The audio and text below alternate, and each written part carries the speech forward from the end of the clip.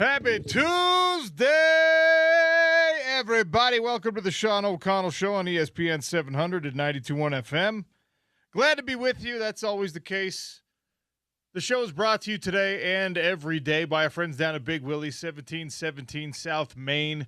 Tonight is bingo night. Tomorrow is trivia night as we are back to Utah Mammoth NHL hockey games starting up soon. You've got Jazz basketball and the NBA back in action post All-Star break. The best place for you to catch games, grab a bite, grab an adult beverage, or just a regular beverage. Big Willie's, 1717 South Main, Utah's #1 sports bar, Utah's #1 pool hall. They'll treat you like family, especially if you say OC sent you. All right. Big Monday, Kansas with a big win against Houston. They have now lost 3 in a row, the Houston Cougars have. The Big 12 basketball picture gets muddier and muddier. Darren Peterson finally starting to talk back a little bit about, well, maybe talk back to the people like myself who are questioning his commitment, his toughness, his willingness, whatever. 30 minutes, solid game for him last night. Kansas doesn't even need him to win necessarily, but you probably did need him to win against a team as good as Houston, and they got him. NFL Scouting Combine in action this week. We'll talk about some of that, the players from Utah from the Big 12 that we expect to be standouts there. Obviously, these underwear Olympics, as I somewhat affectionately refer to them as, it is so massively important, but I think finally, hopefully, getting less and less important for the overall scouting process. 40s, speed, explosiveness, how much you can jump, broad jump, high jump, whatever, vertical, all that stuff is important, certainly. But we've seen just as many examples of guys who are underwhelming in this process who end up being heck of a football player, even at the NFL level. We've got great local examples of this. The most recent one and the most poignant one right now, Puka Nakua's combine numbers were just okay. Not disqualifiers that are going to take you out of anybody's conversation, but certainly nothing that was going to elevate him in the eyes of scouts. And that's why he was a, 5th-round pick? Right now, maybe the best young wide receiver in the league, or at least in the short conversation for being the best young wide receiver in the league with guys like JSN, et cetera. So we'll pay attention to the scouting combine. I actually love it. I love the freak numbers. I love watching the guys who do things that are humanly impossible. And then I always refer back to, wait a second, what was he in college, though? What were his stats like? I mean, there's a chance that Caleb Lomu and Spencer Fano are talked about, gushed about this week as sure thing, surefire prospects because of their athleticism, right? Because of how smooth they are. There's also the chance that you could get some kind of like, oh, wait a minute, I thought he had longer arms than this. He must not be a good football player now. Oh, my gosh, his hands are smaller than I thought they were. Maybe we don't want to draft him. He only benched 225 19 times as an offensive lineman. I knew he wasn't strong enough at the point of attack. That's the other thing about the scouting combine is it is the only opportunity in life, really, honestly, let's be serious about this. It's the only opportunity where media members, writers, scouts have an opportunity to look at these modern-day gladiators, these Adonises. Would that be the plural form? Adonai? What would it be, James? I struggle with those because I think the U.S. is when you say in general is when you say I instead of the S. But Adonis is IS, but it sounds like the U.S. Adonai is probably fine. We're going to use Adonai. Yeah, we're just going to be different. These huge Adonai. And then you get like some little dweeb or some dad bod sitting in Salt Lake City going, it's like, oh, well, he doesn't have the athleticism necessary to excel. And it's just like, what are we doing, man? Like, cut on the tape, if he's good, you could project the competition he's playing against. Is that going to work in the NFL? And yeah, I love it that we see how many times these guys can bench 225, but that's not going to determine your success or your failure as a professional athlete. So today is like today's like media day, press conference, interview type stuff. Yeah, and I think they're doing some of the like medical stuff. Like, right. Hey, let's what's this concussion about, James Peterson? Well, I don't remember, sir. I wish I could tell you, but I don't. But I have no idea. But yeah, so this is the like kickoff, but it's really like the scouts, team personnel first get a chance to talk to players, and the media gets their first chance to talk to players. What we think of as the underwear Olympics, as you call it, many others call it, and the NFL Combine. The workouts and stuff starts Thursday. Right? Yeah. Do you start tuning in on days like this to hear the interviews and hear the scuttlebutt about the? I mean, if it's on medical, but okay. I'm not like really dialed in until you get people out there running as fast as they can. Yeah, I think that's probably just about everybody who's into the combine. They don't really start paying attention until the action starts happening. There's just nothing better than like Mel Kiper sitting there with that weird squinty face being like, he's a bad body guy. Is he, Mel? Is he a bad body guy? You're going to say that this individual who he's a bad body guy, OC, and he just I don't like him in the first round. And Todd McShay, he's got the most disconcerting like palette to his skin tone. Have you ever noticed this? It's like it goes from like a really kind of sickly pink all the way to red. And the other thing about it is his lips are the exact same color as the rest of his body. And it's he looks like an android. He looks like he looks like somebody tried to make one of those robots and stretch the same material over the robot exoskeleton, endoskeleton, whatever it would be. So you're saying it's similar to what's the villain in Captain America, the first Captain America movie, the Red Skull. Red Skull. It's similar to that, where it's like if skin gets pulled down a little bit, you see some of the Red Skull in there. Well, there's got to be something going on under there, but it's just both of them. I think because we've spent too many years looking at them, watching them hyper critique these elite athletes. And like for a while, some of the best draft coverage was them debating on Sports Center. They should go back to that. Hey, McShay, what? Just I don't know, man. You ever heard of chapstick? Do something to make your lips a different tone. Anyway, that's probably my own specific gripe. Catching strays here in the opening segment. Look, the combine is happening right now, and there were some announcements in sports yesterday that normally, like I enjoy a crossover between combat sports and mainstream sports for very obvious reasons. We got an unfortunate one yesterday where Netflix announced that Floyd Mayweather and Manny Pacquiao are going to box. They're both coming out of retirement to box one another. 49-year-old Floyd Mayweather, 47-year-old Manny Pacquiao are going to come out of retirement. And they're going to box one another. Is this also part of MVP Productions? Jake Paul's not involved in any of this? Okay. It's not, which I was having some conversations about that MVP card yesterday, and they're doing their darndest to make it interesting. Okay. The undercard, they're trying to build some things on it. So I just wondered because it seems like there's either an official or at least an unofficial partnership between the Jake Paul and his production company MVP and Netflix. So I wonder now. Mayweather and Pacquiao don't need Jake Paul, so that's why he's not part of this. But I was just curious. But here's the other thing: they don't need Jake Paul. We don't need that. What are we doing here? Yeah, we don't need this fight. 49-47. Like I like when people extend their careers into their late 30s and early 40s if they're good enough, if it's possible, right?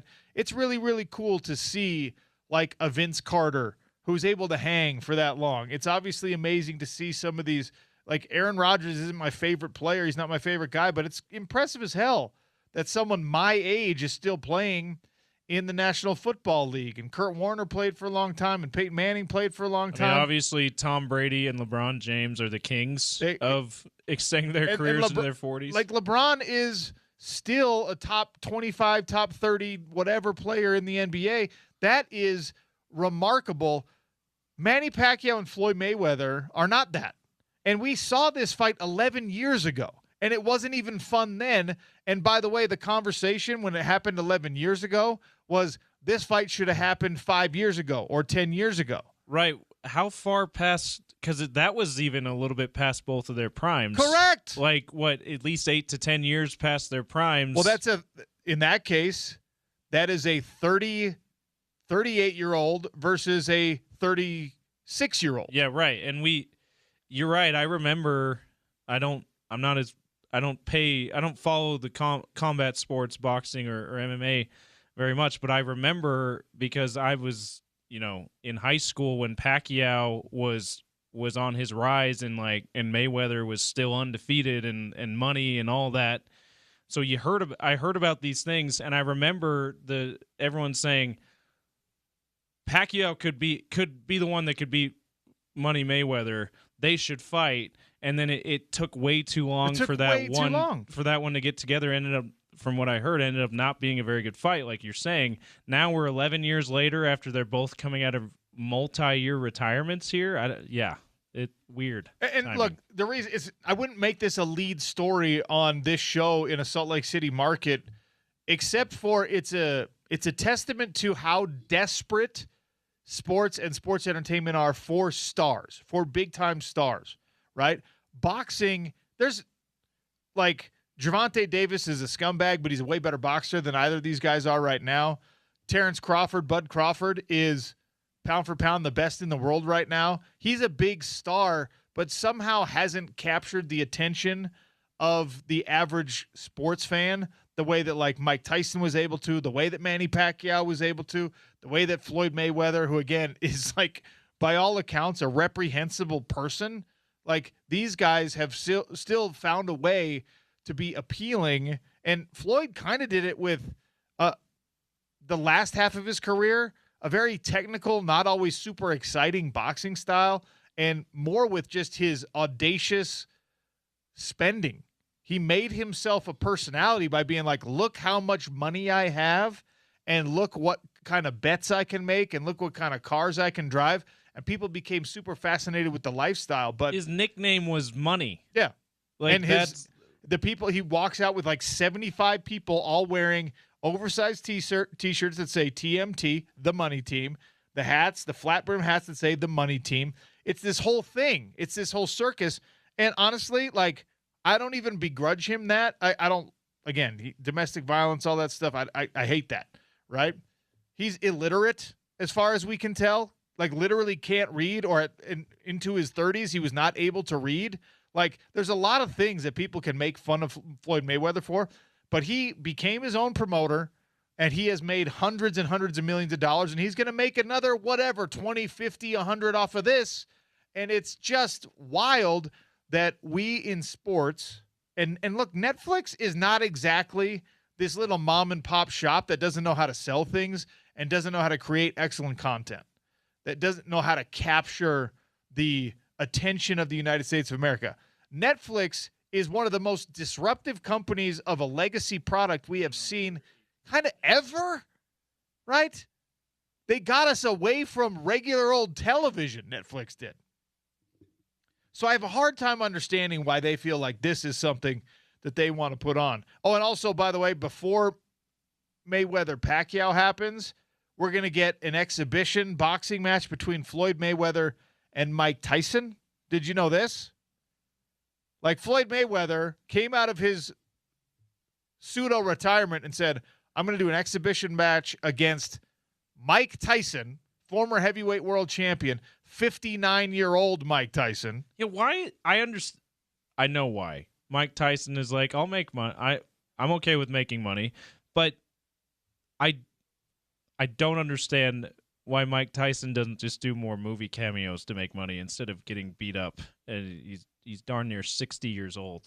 And also, is that really a draw for people to watch way over the hill Mike Tyson fight? I mean, I guess it was against Jake Paul. The curiosity was there. I don't know. That confuses me. It is a curiosity thing, but we don't do this. I've said it many times. We don't necessarily do this with team sports. But the star quotient is that important that people just want a name they can recognize, and then, oh, Mike Tyson? Oh, Floyd Mayweather? Oh, Manny Pacquiao? Like, people would rather seemingly, at least Netflix would rather seemingly promote this, watch this, than be like, let me get serious about putting like Canelo Alvarez and Bud Crawford in a fight together on our platform. It's like, what? Why? And that got me thinking by extension. This is insight into how my twisted, dumb brain works, right? I'm thinking, all right, combat sports has failed to produce an appealing or so loathsome that they're impossible not to watch type star. Manny Pacquiao was kind of like the international, everybody likes him. Floyd Mayweather was kind of the opposite of that. You hate watch a lot of Floyd Mayweather. And the question is, why aren't we able to produce this anymore? Conor McGregor certainly did that, was that. Conor McGregor hasn't competed in 5 years, and he's not going to anytime soon because he doesn't have to, right? The guys now that are elite level fighters. I mean, we just saw Anthony Joshua. We're still seeing Tyson Fury flirting with coming out of retirement. We're watching these individuals that are like in their mid to late 30s, especially in the heavyweight division, kind of like, well, do we want to see it? Are they a crossover star? Is this somebody?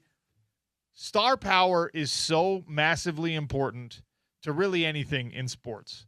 And so I'm looking at a Utah Mammoth roster. I'm looking at a Utah Jazz roster. Because college sports are now professional sports, I'm looking at Utah running Utes basketball. I'm looking at Utah football. I'm looking at BYU football. I'm looking at Utah State football. I'm looking at BYU basketball right now. In the state of Utah, as of today, February 24th, 2026, who is the biggest star? The biggest star athlete, the most crossover appeal, that I'm going to buy that jersey. That's somebody that I know I'm going to be rooting for today and for the comeback in 5 years, or for the championship run in 5 years, or for when Netflix announces that A.J. DeBonsa is going to play one-on-one basketball against Cam Boozer in 30 years. I'm going to care about that, I guess. Michael Jordan versus LeBron James 20 years from now. Michael Jordan, Brian Russell 2.0. Yeah. It turns out to be a lookalike. Brian Russell pushed off this time. Like, I'm giving you, James, the word association, the instant reaction, the ink blot test. The biggest star athlete in the state of Utah right now is blank. I think it's either Bear Bachmeier or Devin Dampier. Interesting. Probably. Well, no, I'm sorry. It's AJ DeBonsa. Okay. After that I might lean Bear. And I don't know if that's the perception that BYU has more of a reach than Utah, which is not necessarily the case in the state, or if that's just Bear seemed to be just a huge phenomenon in college football in this state. But I had to give it a second thought. Of course, it's AJ right now. The guy's a national star. So that's problematic, right? Now, in the great scheme of Utah sports history, basketball has kind of been the main driver. 877-353-0700. The biggest star athlete in the state of Utah right now. We will take quarterly assessments of this, all right? Because A.J. DeBonsa, I think, is the correct answer today. And in 4 months, A.J. DeBonsa probably, maybe, is not going to be an athlete in the state of Utah anymore. We're potentially getting a $10 million rental on A.J. DeBonsa if he doesn't end up in a Jazz uniform, right? And then who is it? Now we're rounding into football season. Is it Devin Dampier making his return?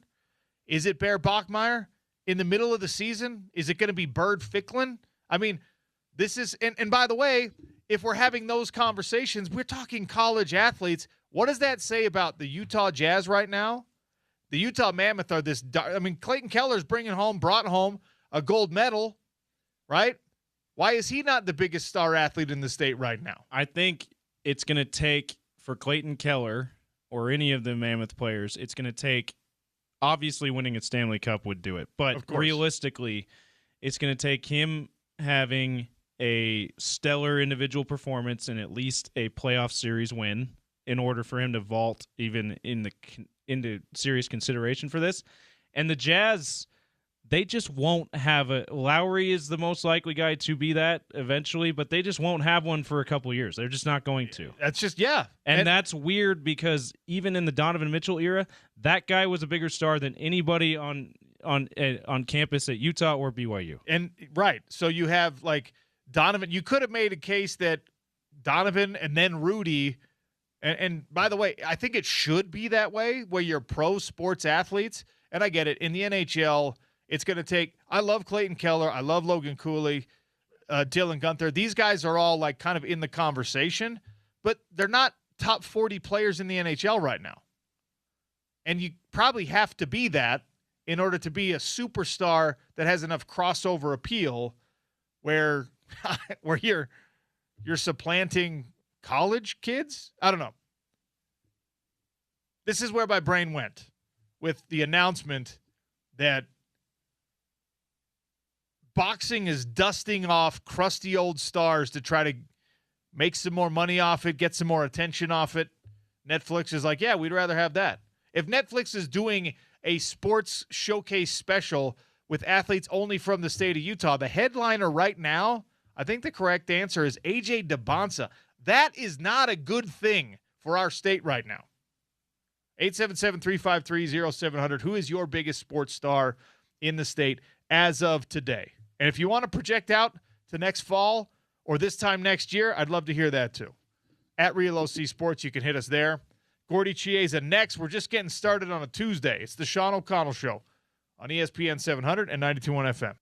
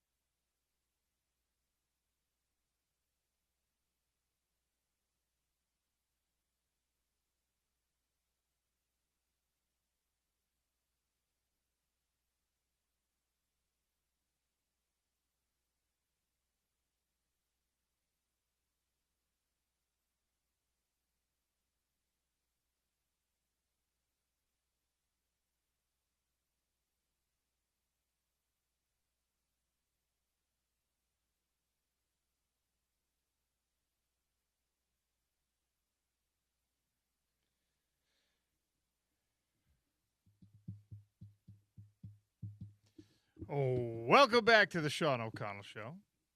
Welcome in Gordy Chiesa, our resident NBA guru.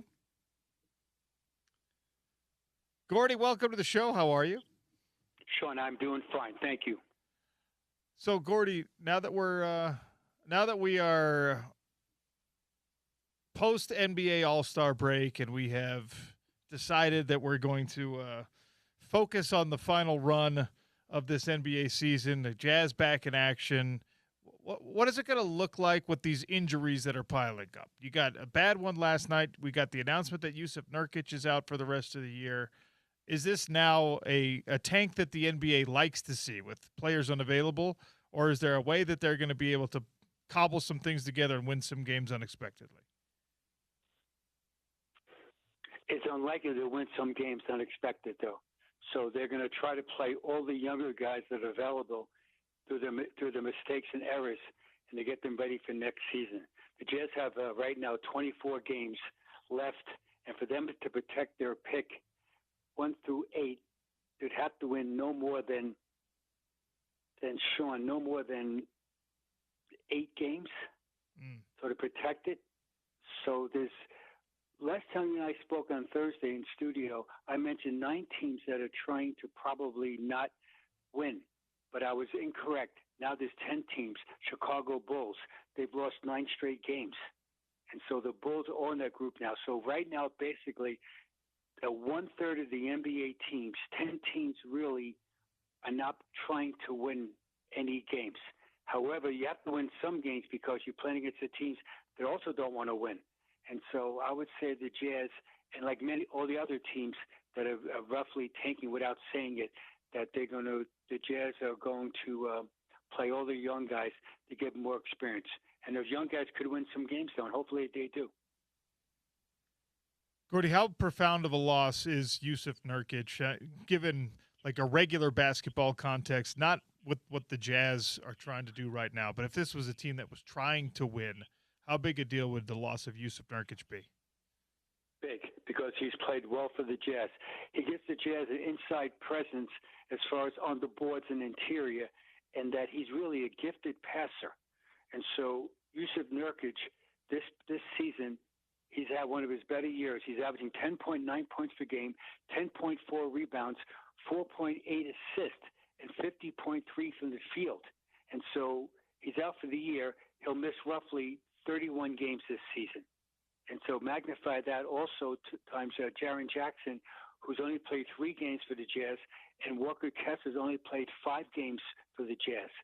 So 3 of the Jazz big guys are now not available as far as the last, we'll say, the 2 to get Walker almost the whole season, and for Jusuf Nurkic half the season, and for Jaren Jackson didn't get started as far as only 3 games. So it's huge. Jusuf Nurkic is a starting center on most teams, and on an elite team, he'd be the backup center that has value. Almost like very similar to Steven Adams of the Houston Rockets, who's out right now, and he didn't play last night. Just shows you that picture of Steven Adams and also Freddie VanVleet with the Rockets, how good they'd be. They're good right now without those guys. With those players, they'd be right there also as far as knocking on the playoffs for a deep run. Will the lack of a true center, or the, I guess, absence of a dominant center, color what the Jazz want to do with Walker Kessler? I know that they've already planned on losing these games, but I imagine that the strategy and the lineup changes significantly when you don't have Jusuf Nurkic available. So will going the rest of this season without like a big man, will that change the way they think about the Walker Kessler restricted free agency? No, really, sure, no. Is that many think they're gonna re-sign him? Yeah, because he's homegrown. I mean, the Jazz drafted him. This is his 4th season, and he's really a good player. That he is evolving offensively the last year or so, and defensively he's a major force. And to add to that is that when they made the trade for Jaren Jackson, he's a CAA client, meaning Creative Artists Agency, and that's the exact same agency representation as Walker Kessler. So you don't trade for Jaren Jackson knowing that you're not going to re-sign Walker Kessler. So it's the same agency. And so my instincts tell me that that's all part of it, Sean. So I always say to you, I always say this in July. I'm saying about 4 months earlier, follow the agents, because the agents tell you a partial story about who teams are trying to sign and/or re-sign. So I think that they're going to re-sign him. He's restricted right now. I get it. So they're going to re-sign him. The question is how much. But they'll wait until an offer sheet goes on as far as another team bids on him. Then he has 48 hours to match. But I believe they're going to match it. So which means that next season, for if you're a Jazz fan, there'll be not twin towers, there'll be trio towers, meaning what? Three towers, meaning Larry Marketing, Jaren Jackson, and Walker Kessler. When we take a look at the sort of shaping of this roster long term, I mean, it feels like everyone has a good idea of what the Jazz are most likely to do. But will we get any surprises? They still have plenty of draft assets. There's going to be trades around the draft. Is this a front office that's going to try to surprise anybody? Yes, because there's always surprises. Your point is well taken. There is. But we don't know who it's going to be, though, or what types of players. So the Jazz have to get wing defenders, because that's when the Jazz, when you're allowed the most three-point shots in the NBA per game, that tells you that your on-ball defense is absolutely erratic. And that so they've got to, one, do a better job with the guys that they have right now, where there's a severe accountability, and also add players that usually off the bench contributors that are defensive-minded. And so there'll be some surprises, because there's always 3 or 4 players every summer that is out there that we say in February and early March, oh, they won't be out there, but they'll be out there, because it's based on who other teams draft. And so, for the listeners right now, is that the Jazz, if they finish 1 through 8, they keep their pick. If they finish 9 or above, that pick goes to the OKC Thunder to reinforce what the Jazz are trying to do. So this is the strategy, and they have good players on the roster right now, and they're going to try to add to it, and then they've got to get a defensive-minded group together collectively. As we approach NCAA tournament time, Gordy, and big decisions to be made for teams that are tanking and trying to get themselves into the best spot, how fluid is that process of scouting right now? We got the NFL scouting combine starting this week, and obviously that talent evaluation process is a little bit different than the way the NBA does it. But with, A.J. DeBonsa and Darren Peterson and Cam Boozer and all these guys playing in more important games as their seasons come down to the real brass tacks of it, how much fluidity is there in that draft order and who they think is the best, who's the obvious number one? Is it pretty well established at this point in NBA front offices and the scouting departments that are in charge of this? Or are they going to be sitting back during tournament time and letting that be the ultimate determinant? It's really a player's whole body of work. And so last year was cut and dry. Cooper Flagg was number 1, and ironically, his teammate, Con Knippel, he was picked number 4, but he's very good. And so that was a surprise. And the Hornets read it correctly, perfectly. This year, again, you know the numbers already, with A.J. DeBonsa from BYU, Darren Peterson from Kansas University, and Cam Boozer of Duke. Those are the 3, and you could debate that, and they will, between now and the day of the selection on that Wednesday and Thursday of the draft in late June. So those 3 of them, 3 main guys, and then it falls back into so many other guys. And so it could be Caleb Wilson, Kingston Fleming, Mikael Brown Jr. of Louisville, Nate Emmett from Tennessee, Darius Ufkov, a point guard from Arkansas. All these guys are all going to be there, the other guys too, and they're going to be, the Jazz are staring right at those guys. But the Jazz have good players on the roster right now with Ace Bailey and Keontae George. Those guys really are good young talents that the Jazz are going to really look at, and they are going to play, and they're talented. And so the Jazz have offensive talent. I mentioned earlier, they've got to get some more defensive-minded. Hey, I like Bryce Sensabaugh off the bench. You know, again, if you like Jordan Clarkson, then you like Bryce Sensabaugh because he's having a tremendous year. And these last 10 games of the year of the season right now, as far as him playing in a more impactful role. Here's his numbers right now for Brent Sensabaugh, is that he's averaging 16 points a game, 45.2 field goal percentage, almost 40% from threes, and 3.2 rebounds, and he's an alpha dog. And so the Jazz bench, they've got to keep developing, but also they've got to understand the combination of, if I can score the ball, I have to defend also on ball. And that's what gets very interesting for the Jazz. Gordy Chase is our guest here on the Sean O'Connell Show, talking all things NBA basketball here as the Utah Jazz are back in action post All-Star break. We started the show today, Gordy, with a kind of a question about, star power and an organization or a league or whoever's reliance on star power. I mean, whole sports right now, boxing is trying to stir up the echoes of some of the past generation of stars and create more interest in fights that we don't need to see anymore because the younger boxers have failed to, I think, capture the imagination of the general public. And it got me thinking about this Utah Jazz team that's got a bunch of really good players, right? And they don't have any superstars. They have borderline stars. They have borderline all-stars. They don't have any superstars. In a superstar-driven league, how crucial is it to find that, to get that, to draft that, to develop that for this Utah Jazz team? Because even with the outlook you have right now, I'm not sure that the vision is, well, we'll turn Ace Bailey into a megastar. We'll turn Keontae George into a megastar. We'll try to draft whoever we can at the top. And, of course, if you can get that, it's great. But that seems to be a front office that's ready to build around, like, depth rather than one star with some accessory pieces. Well, the one star is generational talent. And so Ace Bailey has potential to be an all-star. He's very good for his age group. It's as always, don't look at the all-star players that are 29, 30, 31 years old.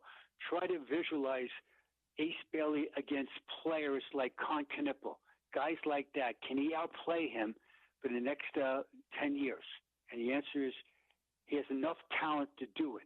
One, this is a talent league, and then you have to combine skills and then the mindset defensively, and then do this whole thing called being a team player within the individual skill game. And so Ace Bailey will be the nearest guy to that, and Keontae George is knocking as far as being an all-star someday.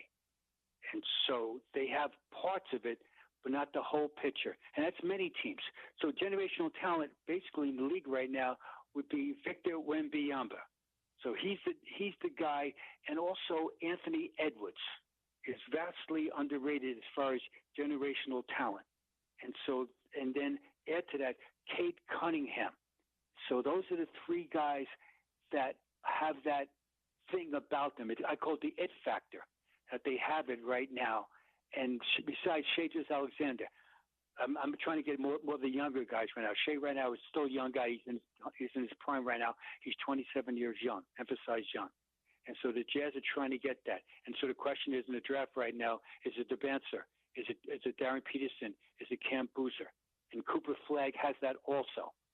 So these are the young guys that the Jazz are going to have to play against and really outperform them when they go against them one-on-one.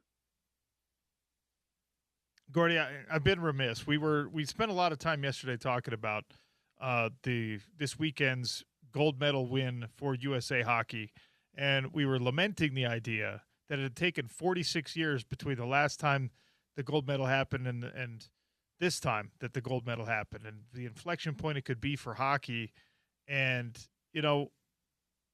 in 1980, I wasn't born yet. James wasn't born yet. You were around. You were in the sports world. You had an awareness of not just the massive impact that it had, but kind of the incremental steps, the merchandise that you saw on the streets, the way that suddenly kids wanted to play hockey, the way that they wanted to play football, basketball, baseball, whatever. And just, when you go back to 1980 and the memories that you have or didn't have because you were so dialed in on basketball to that Miracle on Ice situation, can you kind of delineate for me what the post gold medal media tour, the interviews, the win, the awareness of the American people in that accomplishment and in hockey. What was that like? Well, first thing is that I was at time in 1980 at Dartmouth College. I was a major hockey school. The year before, Dartmouth went to the Final Four, meaning the Frozen Four. All right, and years later, at Providence College is a major Big East hockey school. Lou Lamoriello, the great general manager of the Islanders and the Devils, and later on the Toronto Maple Leafs, was our boss as athletic director. So I've been around, like in that era, I was around like hockey right in front of me, even though I'm a, quote, a basketball guy. So around that, it was so much patriotism. Back in 1979, unfortunately, that Iran took the hostages of America, these people and journalists. And so when the USA won the hockey, part of the backdrop was our citizens in Iran being held hostage. And every night, on ABC News, and again, it's hard to imagine, but at that time, ABC, NBC, and CBS, that was it. So you watched one of those three channels, and so ABC had a running documentary of how many days our American citizens were held hostage in Iran. That's how the world was back then. And then Russia's involved in this also with the Cold War. And so when the USA team beat the Russians first, then they had to beat, I believe, Sweden in the gold medal game, is that it was such a patriotism for America because of the hostages. And along came Ronald Reagan, became president, and from day one he said enough is enough.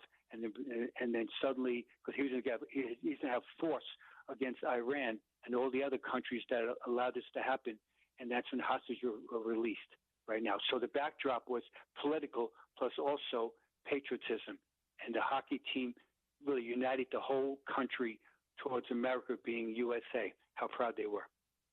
And ironically, yesterday, Sunday, I should say, when Jack Hughes made that goal, he's a Providence College graduate. So the second goal went in. I knew his background beforehand. I watched the game. So the second when he made that goal, he made a lot of people, PC Friars, very happy with that goal.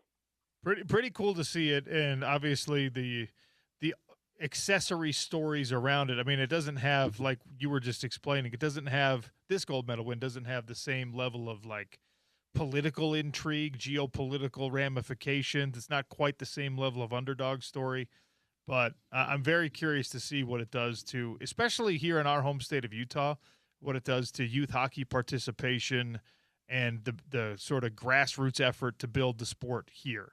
Because we got an NHL team and we got a Winter Classic coming, and sandwiched in between those two big events, you get a gold medal for Team USA with one of our very own Utah Mammoth on that roster. It's pretty cool.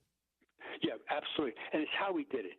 The Canadians, that's their sport, and they have a great team and a great hockey program, but the USA was also in a catch-up mode the last 25 years, and they were able to keep getting these guys together. And also the sacrifice of the players. These guys are playing in the NHL, and they have a game, Wednesday night? Tomorrow night. They play with their regular teams, and they're willing to come together as a group and only practice for 2 weeks. And this shows you the skill level of the players. And the Olympics, they bring out the best of people. There's so many great stories of the athletes, of what they had to overcome, and their families, of how they encourage their sons or daughters to be able to play and to be able to compete at an elite level. And I saw a story, Sean, just quickly about the basketball part of it, that Kevin Durant wants to play in the Olympics in LA in 2028, which is relatively soon. This is 2026 right now. And so Kevin Durant, he has 4 gold medals already. 2012 London, 2016 Rio de Janeiro, 2020, which became 221 because of the pandemic in Tokyo, and last year in Paris, 2024. So Durant's got 4 gold medals. He'll be almost 40 in July 2028 if he gets selected again to get his 5th gold medal, which is unbelievable. And so from a team standpoint, there's so many great young American players that could be on this Olympic team. Anthony Edwards, Evan Mobley, Jalen Brunson, Cooper Flagg, Jalen Williams, Con Kneppel, Therese Maxey, Therese Halliburton, Amon Thompson, Kate Cunningham, Jalen Duran, Chet Holmgren, Devin Booker, Jason Tatum, and Scotty Barnes. So these are some of the guys that could be selected. So the team's going to be great, and LA being in LA makes it so special for the NBA players. When those Olympics roll around, Gordy, is Canada or France or some other nation going to be the biggest threat to Team USA's gold medal hopes? No, France, absolutely France. With Victor Wembanyama and that crew, the answer is yes, France. Remember, it took every brilliance of Stephen Curry to knock out France. So that's remember Steph we did last summer where he was making those outrageous three-point shots. I always laugh when I think about it in a good way how LeBron James and Kevin Durant were feeding the ball to Steph Curry because they knew that he had the hot hand in a dice game. What's the list today, Gordy? Speaking of hot hands in the dice game, this is a list very similar. Utah Jazz franchise leaders in most career-made three-point shots as a member of the Jazz. Here's the list. Number 10 all-time Jazz three-point shooter as far as career makes, Mehmet Okur. His nickname was Money. He made 517 career threes for the Jazz. Number 9, Darrell Griffith, alias Dr. Duncanstein. However, he also had a really great three-point game. And when I coached Darrell Griffith, I used to kid him that he shot a moon ball shot, meaning it was a high arc shot, like a moon ball up to the moon, and it'll land right through the basket. Griff made 530 made threes. Number 8, one of the most underrated players in Jazz history besides Paul Millsap, Brian Russell, made 540 made threes. Number 7 all-time, Bojan Bogdanovic, tremendous Jazz player. He made 550 career threes. Number 6, he's playing right now. Unfortunately for the Jazz, last night he shot 1 for 10. But Larry Markkinen is a knockdown shooter. He's 6th all-time in Jazz history. He has 628 made triples. Number 5, Gordon Hayward, 689. Number 4, Jordan Clarkson. You remember Jordan Clarkson? He gets on a heater. He was hard to stop. He's made 821 made threes. Number 3, all time. We used to beg him to shoot, especially in playoff games, because when he shot, it always went in. John Stockton is 3rd all time with 845 made threes. He shot for his career 38.4 from threes, never thinking about making a three-point shot. Number 2 all time. His nickname was Spider. Donovan Mitchell made 958 threes, career percentage 36.1, and the number 1 player of all time in Jazz history of the most made threes. We all love him. We call him the Aussie with the swag, Joe Ingles. He made 1,071 career triples for a shooting percentage of 40.8% from 3. Thus, that's my list of today of the greatest ever Jazz distance shooters. Gordy, it's always a great pleasure. Appreciate you giving us some time again today. Talk to you soon. Thanks, Sean. Peace out. Gordy Chiesa, that conversation brought to you by our friends at Aladdin Industries. Our resident NBA guru hangs with us every Tuesday and Thursday during basketball season. We'll be able to pick his brain about upcoming NCAA tournament stuff in addition to what the Jazz are trying or trying not to do. It's a great asset to have. All right. The NFL scouting combine starting this week. You know what else is starting this week? Spring football. Not at the University of Utah, but BYU always goes early. They start spring practices on Friday. Some questions we have about that roster and that team. We'll do it in a short segment for all you Utah fans, all right? It's ESPN 700, 92.1 FM.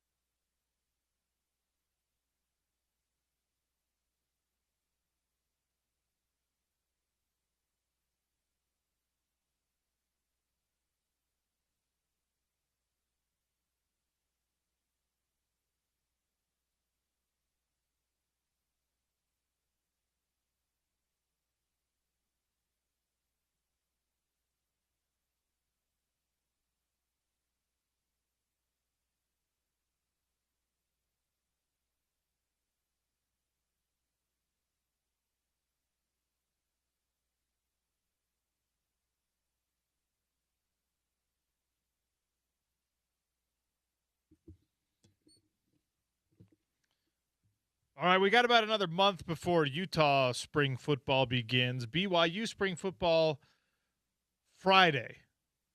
Kalani Sitake and his staff did a great job of retaining pretty much everything besides Jay Hill, right? And when we're projecting out the growth, the development of a BYU roster that last year was really darn good, was very productive, and was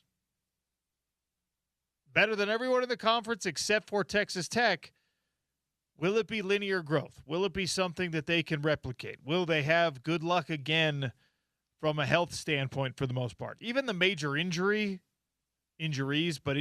most significant injury that they had last year when Demooney was out for most of the season, ended up being something that benefited BYU because it opened the door for Faletau Satawala to be more of a full-time starter, full-time player without any kind of interruption to their rotation back there. And he's, for my money, he's got the highest upside of any player in the state potentially. So what does spring ball look like when you don't have a quarterback battle? You know it's going to be Bear Bachmeier. Really, the whole thing centers on him for me. How do you ensure that that leap everyone expects from freshman year to sophomore year happens with Bear Bachmeier, who's already really, really good? Better than we thought he was going to be. More poised, controlled than we thought he was going to be. More mature than we thought he was going to be. Better at taking care of the football, and a heck of a lot better at running the football than anyone expected him to be. Aaron Roderick doesn't get enough credit for how well he has developed quarterbacks recently. If he develops that dude at a pace consistent with what we saw with Jaron Hall and even Jake Retzlaff prior to the situation that took him to Tulane, Bear Bachmeier is going to be a problem. You also have to question for BYU what the wide receiver room looks like. One, a pleasant thing, right? You have Chase Roberts, who has earned himself an invite to the NFL Scouting Combine. We'll talk about him and his numbers later in the week. He is matriculated on in the natural order of things because that's what happens when you get older in college football. And then the unfortunate and terrible, you've got a guy that he's out on bail right now, but he's facing serious criminal charges and has been expelled from BYU as a school in Parker Kingston. Those are your two most productive wide receivers. Those are your two big-time wide receivers from last year. And while you didn't necessarily have to lean on that portion of your offense extensively, we know what this is like, Utah fans, when you have no idea what level of returning production in the wide receiver room and the pass catching room is going to look like. Now you're starting to get a little bit nervous. Carson Ryan had a great year for BYU last year. He's not back. So Bear Bachmeier starts to answer the questions about who is he going to throw the football to in this spring camp. That's what I'm looking at BYU. And is there just, if you're LJ Martin, do you have to even like take any reps? Your spring football practices are probably just like stretching. Offensive player of the year in the conference, do whatever you can to bubble wrap him without making him soft. BYU spring football in action starting on Friday. All right, as long as we're talking things that happen in the sports world down in Utah County, we touched on this very briefly yesterday. Utah Valley University and the WAC are in a legal battle. Bryson Bianucci over on our sister station, he's a UVU insider of sorts. He went to the actual hearing. He's got some insights for us. He's going to join us next to talk about them. But don't forget. Oh, wait, that's in 1 o'clock? That's at 1 o'clock. I don't know why I got upside down. That's at 1 o'clock. We're going to have Bryce Larson. Up next will be Jerem Jordan for some red and blue.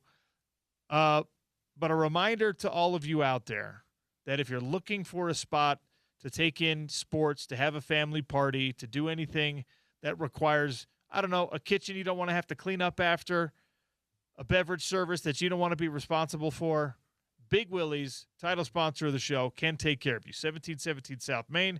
They've got a private VIP room upstairs to host your parties. Tell them Mosi sent you. They'll take care of you like they would take care of me. Red and Blue is next. Jerem Jordan swings by. We'll talk a little BYU spring football. We'll also talk this basketball team without Richie Saunders finding its way.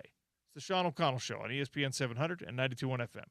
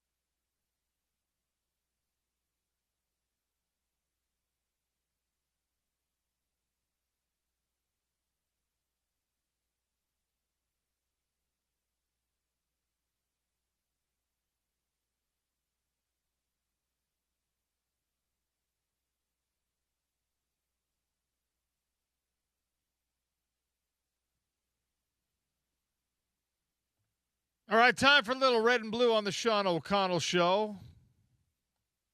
During basketball season, we go back and forth between Jonathan Tavernari, who joined us last week, and Jerem Jordan, our BYU insider this week and all through football season, and hopefully every year that we get to cover these teams in the state of Utah.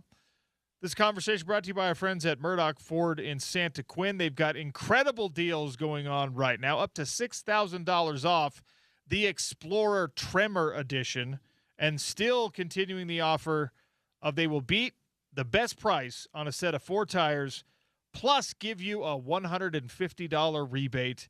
Murdoch Ford, Santa Quin. Give them a call, 385-521-1048. That's 385-521-1048. 1048. Jerem Jordan, welcome back to the show. How are you?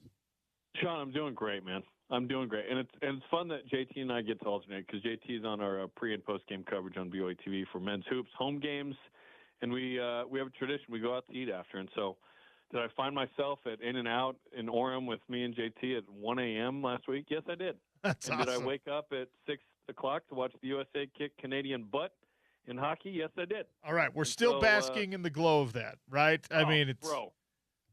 Have you seen the videos from the movie Miracle? They're drawing lines through people that got cut, and one of the names is Jack Hughes. Did you see that? I didn't see that. Isn't that unbelievable? I think it's just a random name. I don't think they use like the real names of the dudes that got cut. But one of the names was Jack Hughes, who scores the game-winning goal for America and takes one in the Chicklets because USA. It's beautiful. Yeah, Jack Hughes, by the way, Jack, if you haven't read the stories about Jack and Quinn Hughes' mother, who played Team USA hockey in 1992 and then settled down and gave us the most recent Sports American hero. And you need to go and read those things too. But you and I are the same age, and I think that you're probably a lot like me, where you were raised in a sports enough culture that you were aware of 1980, you were aware of the Miracle on Ice, you saw the movie, you knew about it even before you saw the movie, you had heard maybe the most iconic sports call in the history of broadcasting, but now we got to watch our own version of it, and it's not exactly apples to apples because there's not the same geopolitical tension in that underdog story, and obviously you got NHL All-Stars versus NHL All-Stars, but the magnitude of 1980's victory over the Soviet Union and the patriotism that came from that and the hockey participation that came from that, I think was very significant for the growth of the sport in our country. What do you think the 2026 gold is going to do for hockey in our country, and more specifically for hockey in Utah, because it comes at the most opportune time where we now have our own NHL franchise, one of whom was on the ice or was on the team and brings a gold medal back. We've got a Winter Classic coming. I mean, hockey is having its rise right now, and we get a gold medal as part of it. Yeah, it's a massive moment for USA hockey, and certainly the growth in this state, thanks to the Mammoths and the efforts of many, is awesome. It's happening. Early in my career, I actually called a couple of hockey games for BYU on BYU TV, and it was fun to immerse myself in it and learn the rules at a higher level. And now it's fun to see the Mammoths and kind of work behind the scenes a little bit there. It's a big moment. Is it as big as kind of 92 Dream Team for basketball internationally? Perhaps not, but I think for hockey in America, it keeps the momentum going. It's Canada's number one thing, and we got them in men's and women's.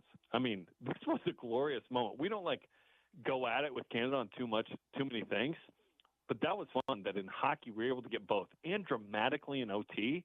I mean, that's awesome. I think that moment with Jack Hughes is up there with Landon Donovan's goal against Algeria. You remember where you were when there was this cool USA moment, because our nationalism associated to national teams is not super strong compared to most other countries in the world where they invest in that one sport and it's everything, right?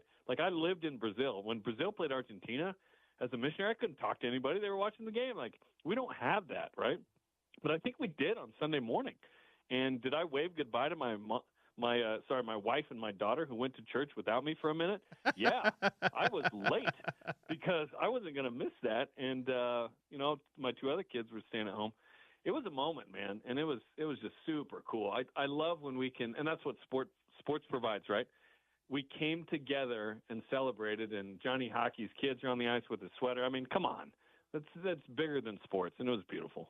Yeah, that moment right there was a tearjerker, and as much of as much of a human interest piece as you're ever going to find in sports anywhere.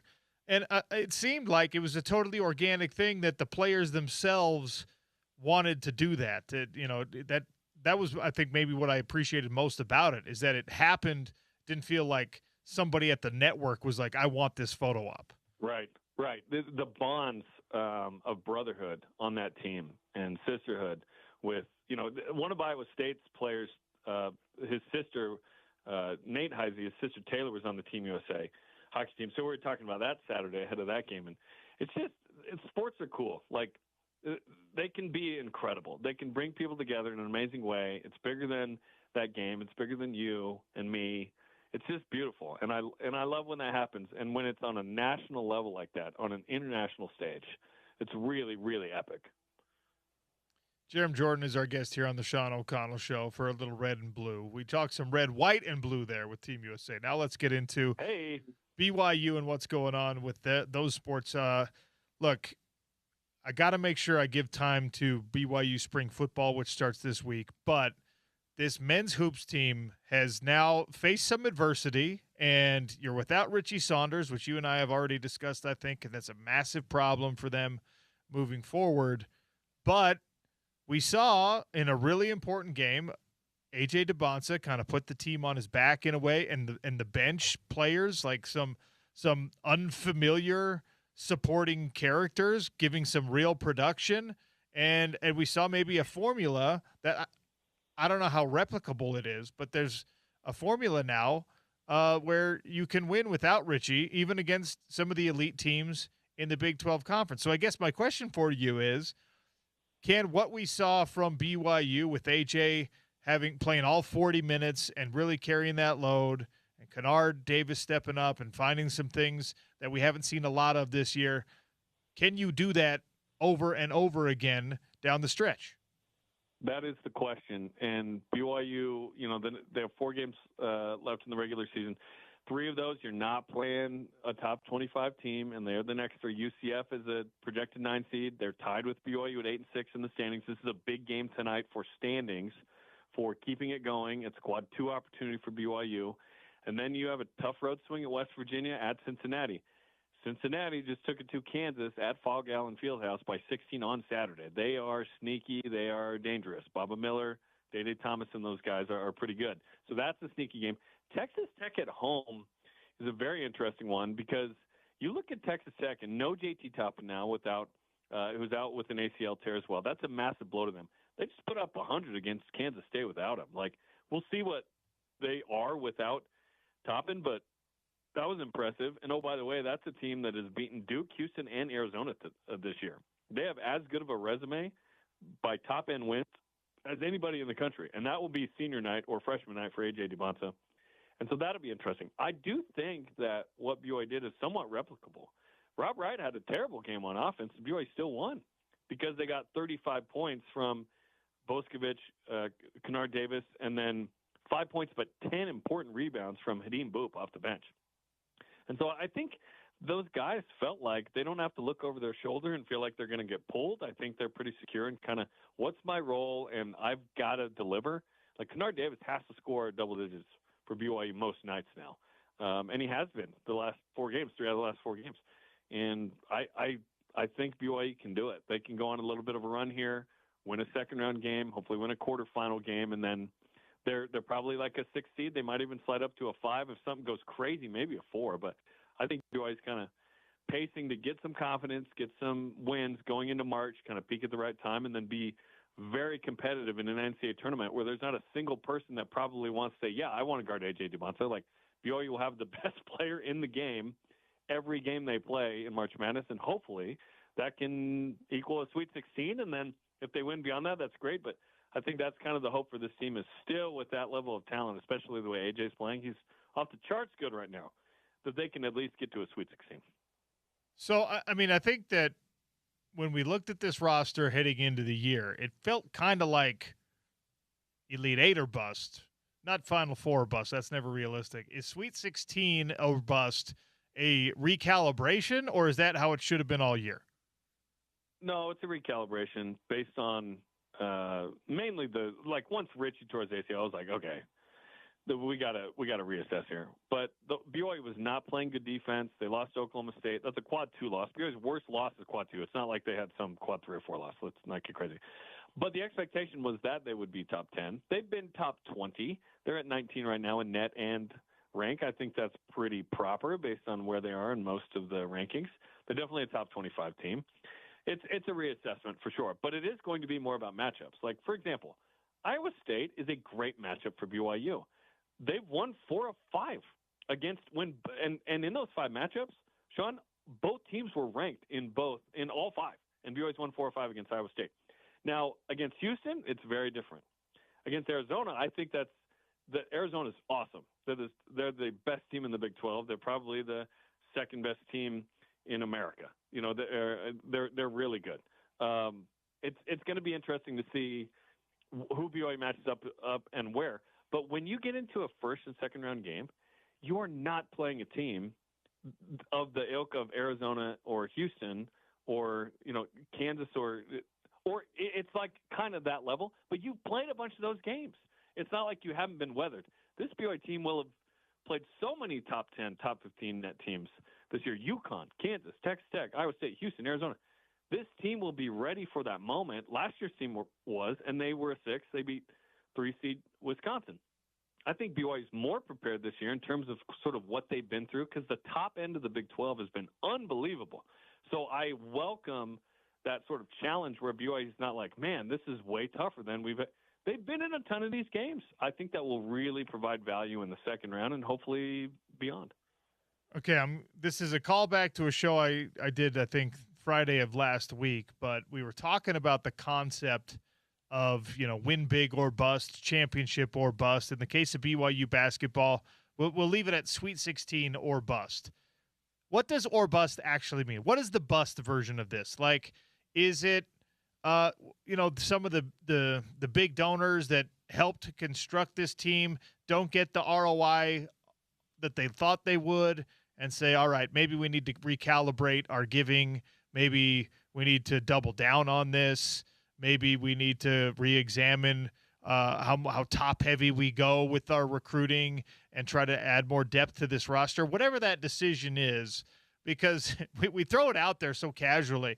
Well, it's playoff, college football playoff or bust. And you're like, well, what is the bust? Are you going to fire the coach if he doesn't get there? We've seen that in the NFL. We've seen that in the NBA where a team has these elevated expectations, and if you're not quite good enough to reach them, you lose a job.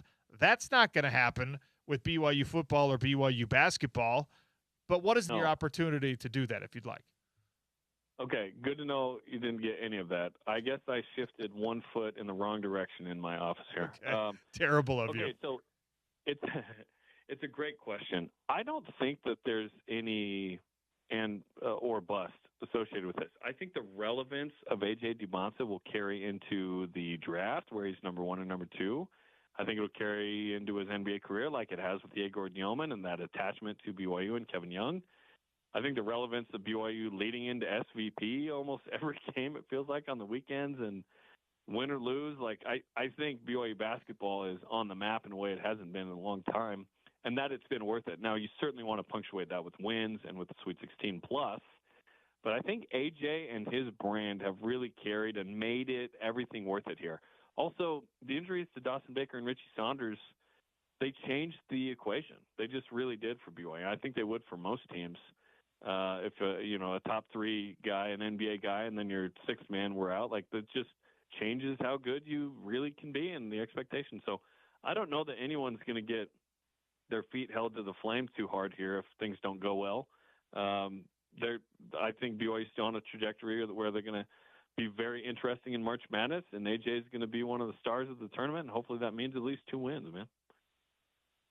Jerem Jordan, by the way, reconnected here on the Sean O'Connell Show, brought to you by our friends down at Murdoch Ford Santa Quinn. So we'll hold our breath. We'll see what these final few regular season games look like. Obviously, the Big 12 tournament is a terror in its own right, but BYU is going to make the NCAA tournament, and we'll be dialed in on how far they can get. Now let's talk BYU spring football, which to my knowledge opens on Friday. This is a team that comes in with, I guess, a minimal amount of questions, at least for me. Yeah, you lost Jay Hill. That's not insignificant, but I'm a big fan of K-pop. I think he's going to do just fine. And the luxury that he has that a lot of coaches don't in a new era of college football is he kind of knows what he's got defensively because he didn't lose people to the transfer portal. At least we don't think, very important people to the transfer portal. Offensively, I'll let you answer the question about, maybe where there's some holes to fill, but this is a BYU team that was really, really good last season and didn't lose a ton in the effort of staying good.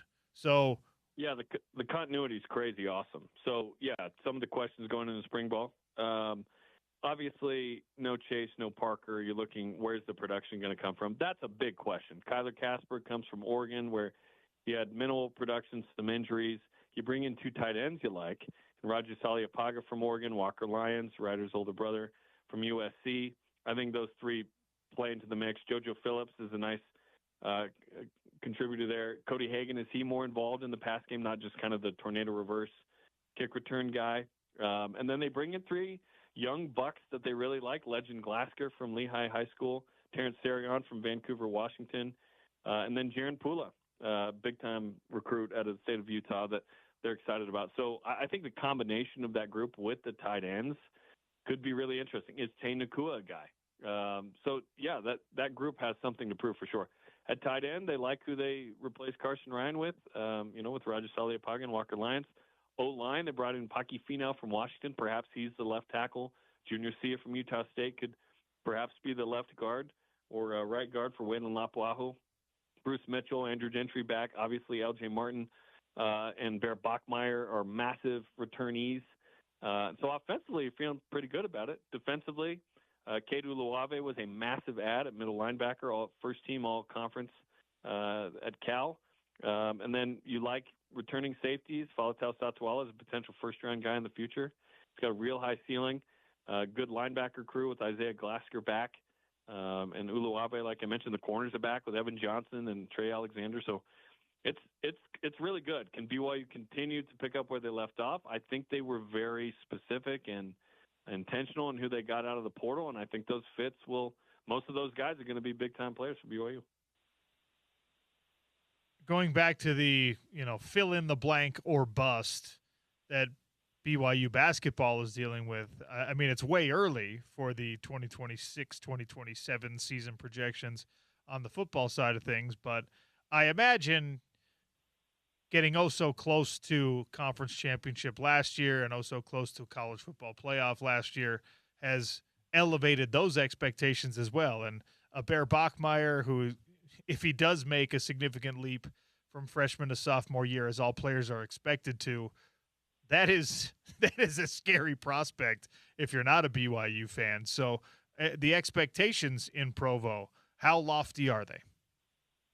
Yeah, I think people are hoping to be back in Arlington and be back in the college football or get to the college football playoff. Football, it's just hard to win. I think what BYU's done the last 2 years has been significant. I don't assume that will just happen because BYU brought back the players they did. It's the hope, but it's hard to win, man. You've got to get like some crazy plays at Arizona to win.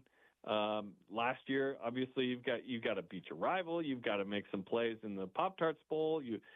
Certainly, you want to compete better with the likes of Texas Tech. BYU did not. The margin was the real issue. It wasn't even losing. It was the margin that was the issue. And so BYU's got to be thinking about, to me, every practice, they should be thinking, how do we beat a team as good as Texas Tech? Like, what do we need to do? That's got to be your focus. But do your thing. Like, BYU wins a certain way, right? It's run the ball. It's explosive plays in play action. It's defense. It's special teams. Can BYU be as good on defense with a new defensive coordinator? They certainly believe they will be with Kelly Pinga, like you mentioned. But, yeah, I don't assume that automatically, BYU's going 11-1. It's like, it's tough to win games, man. You got Notre Dame coming to Provo, which will be massive. You got some big games. It would seem that BYU has a great opportunity to be in the mix to be in Arlington again. But you got to do it again. And, yeah, if Bear's better, if LJ's similar, if the O-line continues to do their thing, if the defense can take the ball away at the same clip, well, yeah. But you have to go out there and do it. And I'm excited to see it. I think fans are excited about it. But I don't know that anyone's, like, saying we will win the league right now. The players certainly are motivated to go win the league, and that's the next step. But it's going to be fun. But I don't assume that, like, just because you did it last year, you're going to do it again. You've got to go out there and prove it. And I think BYU is going to be capable of doing so. I'm excited to watch it. If we were having this same conversation on a Texas Tech radio station, is the sentiment the same for the Red Raiders? Because it was great, but they do lose a lot. And I know that they had the money and they brought impressive people in the transfer portal, but it was a pretty magic mix that they got last year, especially defensively. And a lot of those guys are not going to be there. So when we assume or fail to assume or refuse to assume how repeatable these things are, do you look at Texas Tech and say, man, last year was special. I don't know if I can trust that you're going to do that again. It really was special. The fact that you got who you got and they coalesced in the same way. I mean, when you do get one of the best backers in the league, Austin Romaine from Kansas State, and then Brendan Sorsby, one of the best quarterbacks in the league from Cincinnati, and so on and so forth, it's hard not to believe that they won't kind of do it again, given the investment and the talent. But it has to be coached. Joey McGuire's a good coach, and it has to come together in a way that works from a chemistry standpoint and an execution standpoint. So I don't know that everything's so completely automatic. Like, I assume Indiana's going to be good again, but maybe they found lightning in a bottle. Like, that's what often happens here. It's hard to sustain it. Like, Alabama's run of terror was unbelievable because they were doing it year after year after year. LSU thinks they're going to be in the mix, right? Like, think about it, even Texas Tech and Oregon. Like, there's BYU, there's a gap, there's Texas Tech. And then there's a gap and there's Oregon. And then there's a gap and there's Indiana. Like, to get to the top of the top, it takes something simply incredible. But BYU feels like they've got a special group coming back, and hopefully the college football playoff is in the mix. But you don't have a lot of confidence that you can get an at-large in the 12-team playoff, given what BYU did last year, and they didn't get the nod. So if you're BYU, what's controllable? Hey, we've got to compete. If we lose, we've got to compete. We can't get blown out. But also BYU's thinking, well, why don't we just win all 12 in the regular season? But no one's out here printing Quest for Perfection shirts, okay? Let's just simmer down. They sold out of those, and they decided never to print them again. That's yeah, I do see one every now and then. I'm like, nice pull, burn it. I look at those the same way I look at, like, the when you go to a third world country and you see, like, the San Francisco 49ers Super Bowl T-shirts from 3 years ago. It's like, oh man, I wish. the T-shirts in the remote countries. You're like, oh man. Wait, I thought we were going to win the Super Bowl. Utah Jazz NBA championship T-shirts. You're like, dang it. Do those exist? Oh, from 97, 98. Yeah. Oh, come on. Oh, what pick do we realistically think the Jazz are going to get? By the way, and who do we want? Because point guard is what they need, but you got to don't pull a Blazers where they don't pick Jordan because they already had Clyde Drexler. Just take the best player available, right? And would Jazz fans want Darren Peterson if he's available? Because the availability thing is an issue. There's a lot to figure out here. Yeah, I think you got to be in the top 3 if you want any sort of chance at getting AJ, and I don't think 3 is going to do it for you. I hope somebody else falls in love with Darren Peterson because I'm not. I don't want him on the Utah Jazz. So let's say the Jazz get 3, and okay, AJ and Darren are off the board. Do you take Cam Boozer? Even though you've got a massive front line already? Like, you just take best player available? Best player available. You got to do it. Yeah, and you just figure it out. Because what the Jazz need is a point guard. Like, Kingston Flemings, if the Jazz fell to 4, it'd be like, okay, just take Kingston Flemings from Houston. 6'4" point guard, good pull-up, super quick, good shot. Like, okay, now we're going. Now we make our move, right? That's the hope. But I would love a top 3 pick. Don't get me wrong. Yeah. 3 would be the hardest one because at 1 or 2, you could keep the hopes alive that you're getting the guy, the hometown boy, whatever. 3, I don't think you get him, and then you got to make that choice, and there's going to be 50% of the fan base that's unhappy about it. But these are good problems to have. Yep. So yeah, then you go, okay, do we trade Walker Kessler because we're just big enough? Like, because Boozer's like a 3.5, right? So, anyways, we'll figure all this out by June, I'm sure. Maybe. Jerem, appreciate your time as always. Thank you, sir. No one breaks down USA hockey, Jazz draft talk in February, and BYU football and basketball like your program, Sean. Well, like you specifically, Jerem Jordan. Red and Blue brought to you by our friends at Murdoch Ford Santa Quin. Go test drive the F-150s, the F-250s, the F-350s, and they've even got the 450s, 550s, and 650s down there. It is a massive, massive lot with the commercial vehicles, the big trucks. You need a bucket that's going to go up and help you trim trees, fix the power lines. You can buy that at Murdoch Ford Santa Quin. 4 tires. They'll beat any price on 4 tires, and they're going to give you a $150 rebate. We thank Jerem Jordan for joining us on Red and Blue. All right, we have a really fun Daily Dump coming next, including a rebrand that is a no-brainer, probably a long time coming, but is just absolutely chef's kiss. It's not a rebrand. It's an alternate branding, but it's perfect. We'll get into it next. Sean O'Connell Show, ESPN 700 and 92.1 FM.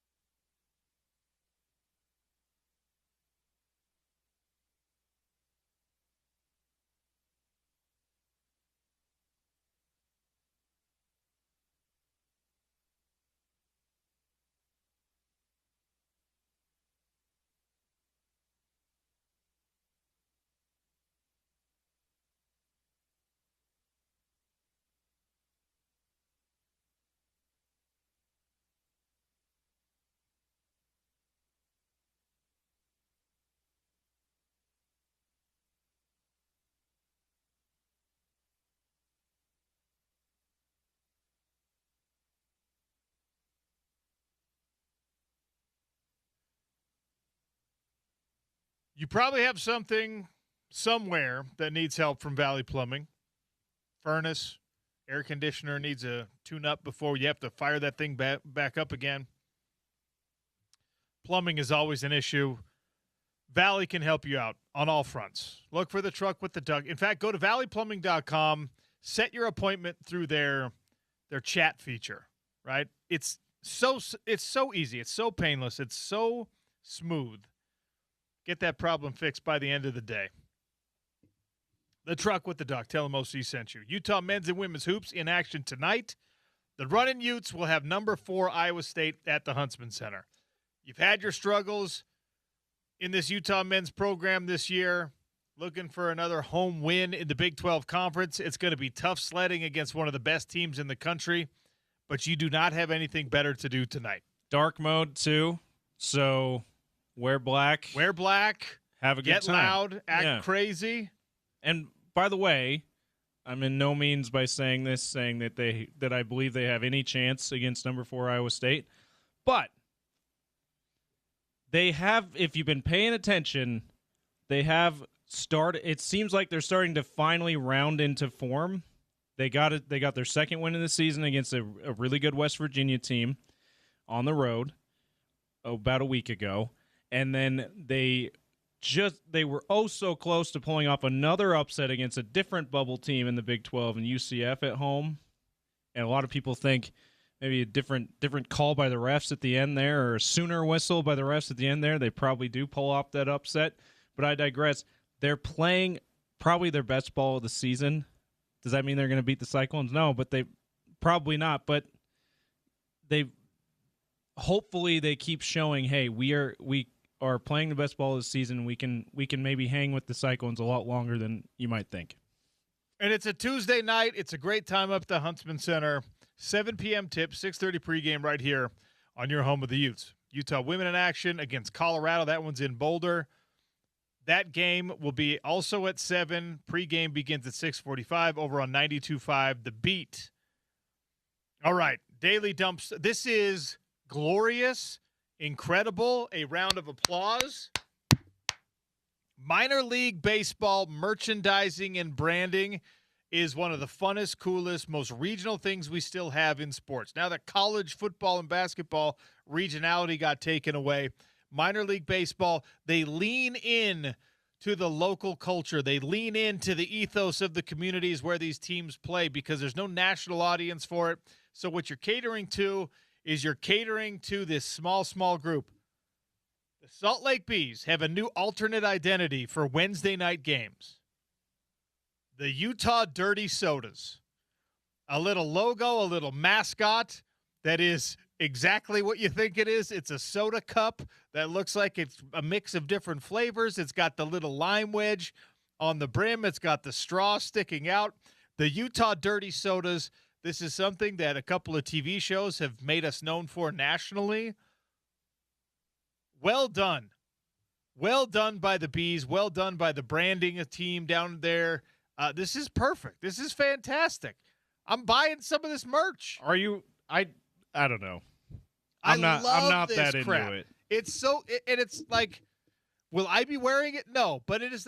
Guess who in my household goes and gets a dirty soda every dang day? Is your wife? My wife loves the dirty sodas, right? Your daughters probably will be at some point. They already are, just because they have those soda shops know what they're doing, man. They have the kids ones.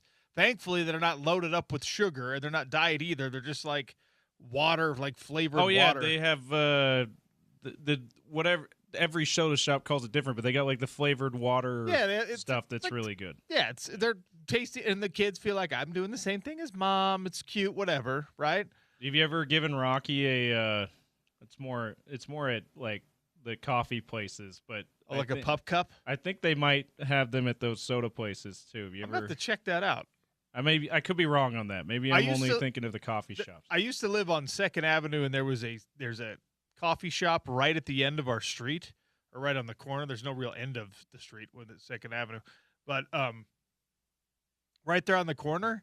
That I swear people only went there to take advantage of. They were so nice to the dogs. They would give your dog like the pup cup with the whipped cream. And then they would give your dog like the big, nice, organic treats. Oh. So there was always more dogs there than people, I swear. That was pre-Rocky. That was Mr. President back then. All right. But anyway, the Dirty Sodas, first game will be April 1st.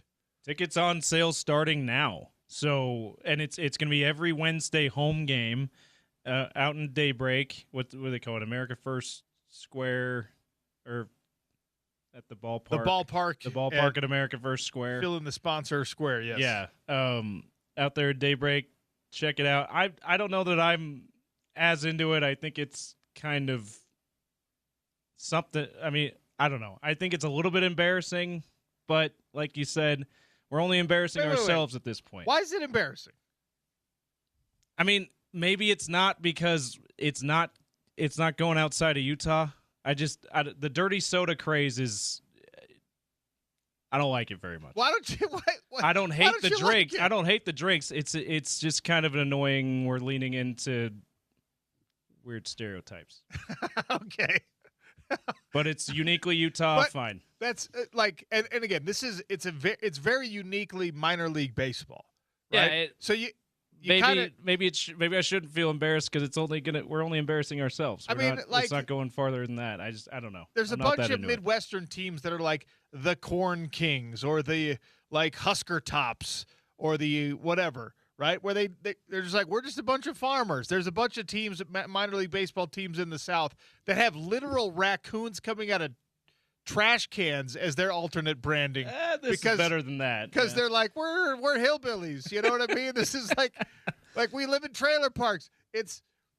I love that minor league baseball does this. If this was the actual full-time name of the team, I'd be like, all right, that's not ideal. But the fact that this is a marketing thing, it's kind of like Star Wars night or it's fireworks night or whatever. I love it. So that means no more Thirsty Thursdays. It's Dirty Soda Wednesdays, or they still got the Thirsty Thursdays? Well, you got to double up now, I suppose. Yeah. Swig, you mentioned Swig is the partner. So it's going to be Swig specifically at the ballpark you can get on these days. I hate when in sports you have to explain the sort of roots of things. If it's like a pro sport and you're doing a new name or something, and it kind of doesn't fit, you're like, what?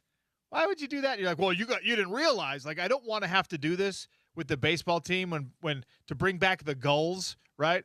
And everyone's just like, Utah doesn't have a C. Why do you have? Well, you actually would be surprised how many goals there are at the Great Salt Lake. Also, did you hear about the locust story where the seagulls saved the pioneers' lives? You ever heard of Mormon crickets? Well, I got a story for you, right? You don't want to have to do that when it comes to like mainstream pro sports, but that's almost the opposite when it comes to minor league baseball. I want visiting teams to come in and be like, what is this? Why are you the dirty sodas again? And your bullpen comes back and be like, I still don't know how to order one of these. Yeah. And your bullpen has to be like, oh yeah, like people here don't really drink alcohol or coffee, so it gave rise to these like soda shops. It's like mixed drinks for sodas. Exactly. And then the people be like, that's kind of quirky and weird, right? Wait, why is your alternate branding the Trash Pandas? Oh, yeah, well, we live in a town that we're from Arkansas. Waste management is the number one industry. You know what I mean? I love this. Yeah. Well done, Salt Lake Bees. Dirty sodas. Lean into it. Have a little bit of fun with it. Drink your dirty sodas in moderation. And the logo is, you ready for this? The logo's cup is running over. It runneth over. On the jersey there. Another local angle. I actually really love that they did this. Other news. UtahDirtySodas.com is, by the way, the site you get the merch and buy the tickets. They got their own website for this alternate identity. So I have two nephews that live in Boston. I've talked about them on the air before, right? They are they're little mullet-wearing hockey heads, all right, that are playing outside all the time. I'm really proud of my sister and her husband for giving them a childhood that closely matches what I had, which is not possible these days. And I have three nieces that live in Washington, D.C., and let me tell you, they are enamored with the idea of these soda shops because they live in Washington, D.C., and they don't have them there. Or if they have them there, they're harder to find. They're not on every dang corner. And they're somehow, because of pop culture and Real Housewives and Secret Lives and whatever, they're aware of these things, and so they're fascinated by them. And they're like, wait, can we go? Will you take us to a swig if we visit? Come in I'm like, you're going to fly to Utah to have some Sprite with coconut cream in it? And they're like, yeah. I'm like, all right, cool. So, like, I'll probably have to get them some dirty soda merch. That's awesome.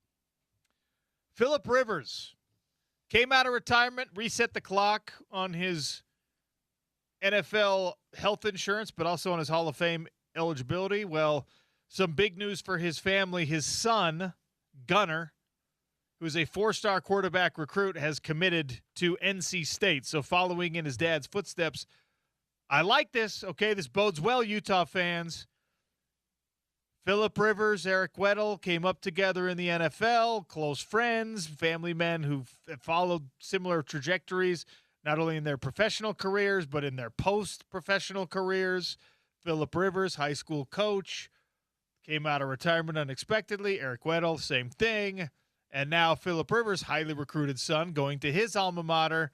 Gage Weddle, huh? See what your boy Gunner, your friend Gunner's doing? Maybe you could do the same thing. Are the kids friends too? I don't actually know. You know, anyway, because they don't live near each other, but they probably are. Yeah, I assume that they don't live near each other anymore. I assume that they all got along very well. Like, the Weddle kids are all very personable. The Weddle family is very personable. Sure. You can assume that Phillip Rivers' kids are as personable as he is, for sure. Well, you have to be if you're one of 10. Yeah. Right? You got to be able to get along with people. I'll say this. If your name is Gunner, you better have a stronger arm than your dad.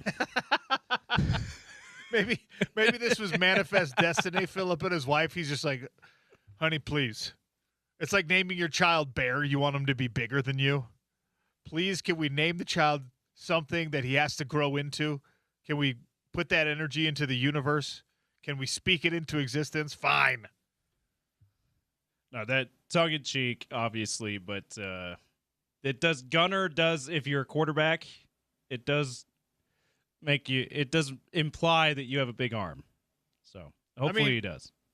The most notable team that he turned down in favor of NC State is very notable. He had an offer from Miami, and Miami was high on the list. And Miami just played for a national championship.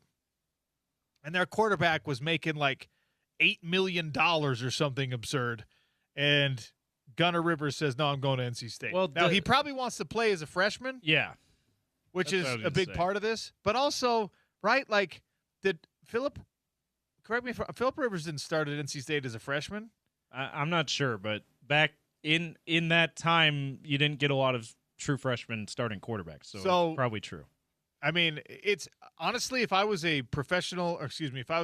college coach right now, I'd be looking at it and saying, like, I would rather have the son of a professional athlete, not just because of the fact that, you know, he's got better genetics and he's going to be, you know, more dialed in on football probably, but also because the professional dad is going to, in a weird way, in a backward way, is going to have a more realistic timeline on expectations for his son because he went through all of it, right? The people now that are, I think, most problematic for college coaches are the parents whose kids just got lucky. Mom and dad maybe were good athletes, but not great athletes, whatever. Maybe they were college athletes, but in a lot of cases not, who are just like, no, I expect my kid to start right now. I never had to go through this experience. I don't know what it's actually like. I just know what I see on TV. Those parents are a lot more like, we talk to Eric all the time, right? I know Sione Pua is a coach at BYU, and his son was a backup at BYU most of the year, and there was zero, well, why isn't my son playing? There's zero of that, like, my boy needs to be on the field right now because he's been through it. Like, those guys are a lot more realistic about it than the average parent is, which feels counterintuitive and backward, but that's the way that it has played out. And think about this example. Kirk Herbstreit's kids have all been college football players. None of them played very much at all, if at all. A lot of them went to Ohio State. He's got one currently at Michigan, I want to say, or was recently there. We don't talk about him. But you did not hear Herbie. He had huge platform. You never heard him say, you know what, I'm just disappointed that my kid didn't ever get a chance, or even like hint at, hey, this guy just doesn't play enough of his bench players. Like he doesn't have a big enough rotation, right? Like he didn't even do anything like that. So you think about, that's a guy who played high-level college football, who's seen even more of it in his media career. I think he may be onto something with these guys that have been through it before, that now as parents are like, you know what, I don't need to be forcing the issue here. Zach Herbstreit is currently at Ohio State, joined as a preferred walk-on. Chase Herbstreit is at Michigan. He's a freshman. Well, he'll be a sophomore this year. He was a big deal in high school. He has the twin sons, Ty and Jake Herbstreit, that were Clemson walk-ons, who then later transferred to Ohio State and didn't play football at Ohio State. Those are the ones I'm thinking of. I did not realize they started out at Clemson, though. Yeah, they walked on at Clemson. And yeah, I mean, I'm telling you, it's the people that have been through it that know how hard it is and probably have better relationships with coaches and understand the coaching world a little bit more, who are not making the phone calls and being like, you better start my kid today or I'm transferring him somewhere else. So good job, NC State, locking up a legacy in Gunnar Rivers. Phillip Rivers' son has committed to NC State. Last thing here for the Daily Dump, and then we'll double up and we'll have our very own Bryce Larson join us. Bryce has been on top of the latest and greatest with UVU and the lawsuit from the WAC and realignment to the Big West and all that stuff, so we'll pick his brain a little bit. But NFL Scouting Combine this week, which means you're going to hear from Mel Kiper all week long. Mel Kiper's latest mock draft has Spencer Fano going to the New York Giants at number 5. Top offensive tackle. First offensive tackle. The Miami guy, and a lot of the other mock drafts we've talked about, has been ahead of Fano in those. But Mel's got it right. He's got Spencer going, and he doesn't have him going to the Browns. We love it. If the New York Giants end up with Spencer Fano and Jackson Dart, automatically the local interest in the New York market and the New York football market specifically gets a lot more intense. Yeah. And just talking about it's any situation, almost no matter who the head coach is currently, feels much better than the Cleveland Browns or the New York Jets, for example. But the Giants just hired John Harbaugh, too. They're not going to be good right away next year, probably. But that's a great place to start your career if you're Spencer Fano. So I really hope that's how it turns out. The other interesting thing with this is, from my perspective, Mel's got Caleb Downs, who is projected the top safety in the draft from Ohio State. But a lot of these mocks have him going like closer to 10, between 7 and 10. He's got him 2. He's got him at 2, which I thought was really interesting. Well, it's also interesting for me because in a lot of the top 100 lists or whatever that came out preseason, Caleb Downs was expected to be the best overall player in all of college football this past year. And he was great, but he wasn't transcendent in a way that I think a lot of people expected him to be. And it can be really unfair when you come up as a defensive player with that much hype. I mean, he would have had to have like 11 interceptions to play up to expectation. Punt return touchdowns too. He's a return man. I mean, he was great, but he wasn't even the best defensive player in college football this year. That was probably Jacob Rodriguez. Yeah, I mean, he was on the short list of that, but he was, like you said, he was expected to be the defensive player, not a Heisman guy, because defensive players don't win Heismans really unless you're playing the other side too, like Travis Hunter. But like you said, ton of hype going into it, and he was really good, just not the best player in college football. But yeah, that angle makes this interesting too. That Mel seems to think that, I think it's the Jets that are 2. Seems to think that the Jets would really like him. Honestly, it's not surprising from the team perspective because the Jets always have a defensive-minded head coach. They do again, Aaron Glenn. They always seem to draft the best defensive players first. So it's not surprising that way. But Downs is a lot closer to 10 in most of the other mocks. He's got him 2nd overall. I don't think you have to spend the 2nd overall pick to get him. No, I don't think so either. You could probably trade that, be down at number 8, and still get him if you wanted to. But Mel's got to give somebody something to talk about. All right. Double up here. We'll come back with Bryce Larson. It's the Sean O'Connell Show on ESPN 700, 92.1 FM.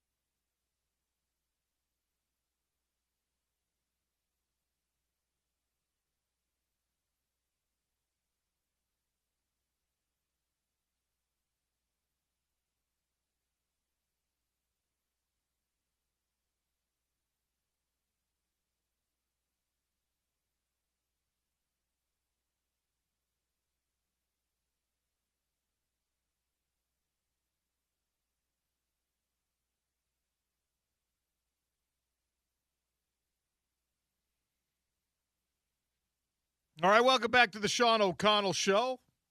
It's a Tuesday. Lots going on in the sports world. Utah men's and women's basketball in action tonight. It is a blackout dark mode at the Huntsman Center, 7 p.m. tip, as Utah men's basketball hosts a very, very, very good Iowa State team. Get up there, check it out. We're lucky enough to welcome in Bryce Larson. He is on our sister station, ESPN 960, 98.3 FM, 7 to 10 every morning, alongside Jordan Bianucci, Bryce and Bianucci. And Bryce Larson is a UVU insider, among other things. There's a strange happening going on with UVU in a legal battle, them against the WAC over some exit fees. And so Bryce is kind enough to give us some insight today. What's going on, Sean? How are you? I'm good, man. How are you? I'm doing good. Glad to be here. Before we get to UVU, yeah, all right, we got some bigger fish to fry. We started the show today, and we were talking about the jumping off point was the fact that Floyd Mayweather and Manny Pacquiao are being paid to box each other again 11 years after their first meeting, and even that was too late in their careers for it to be relevant. So I don't know what Netflix is doing here. But to me, it was a testament to how desperate television networks, but the sports appetite is for stars, for recognizable names, for somebody whose face you can put on a T-shirt or name you can put on a jersey or whatever. And the NBA's got stars. We don't have any with the Utah Jazz necessarily. Budding, borderline, fledgling maybe. Same thing with the Mammoth, probably a little bit better situation with the Mammoth. You got a guy bringing a gold medal home from Italy and Team USA, Clayton Keller. He's your captain.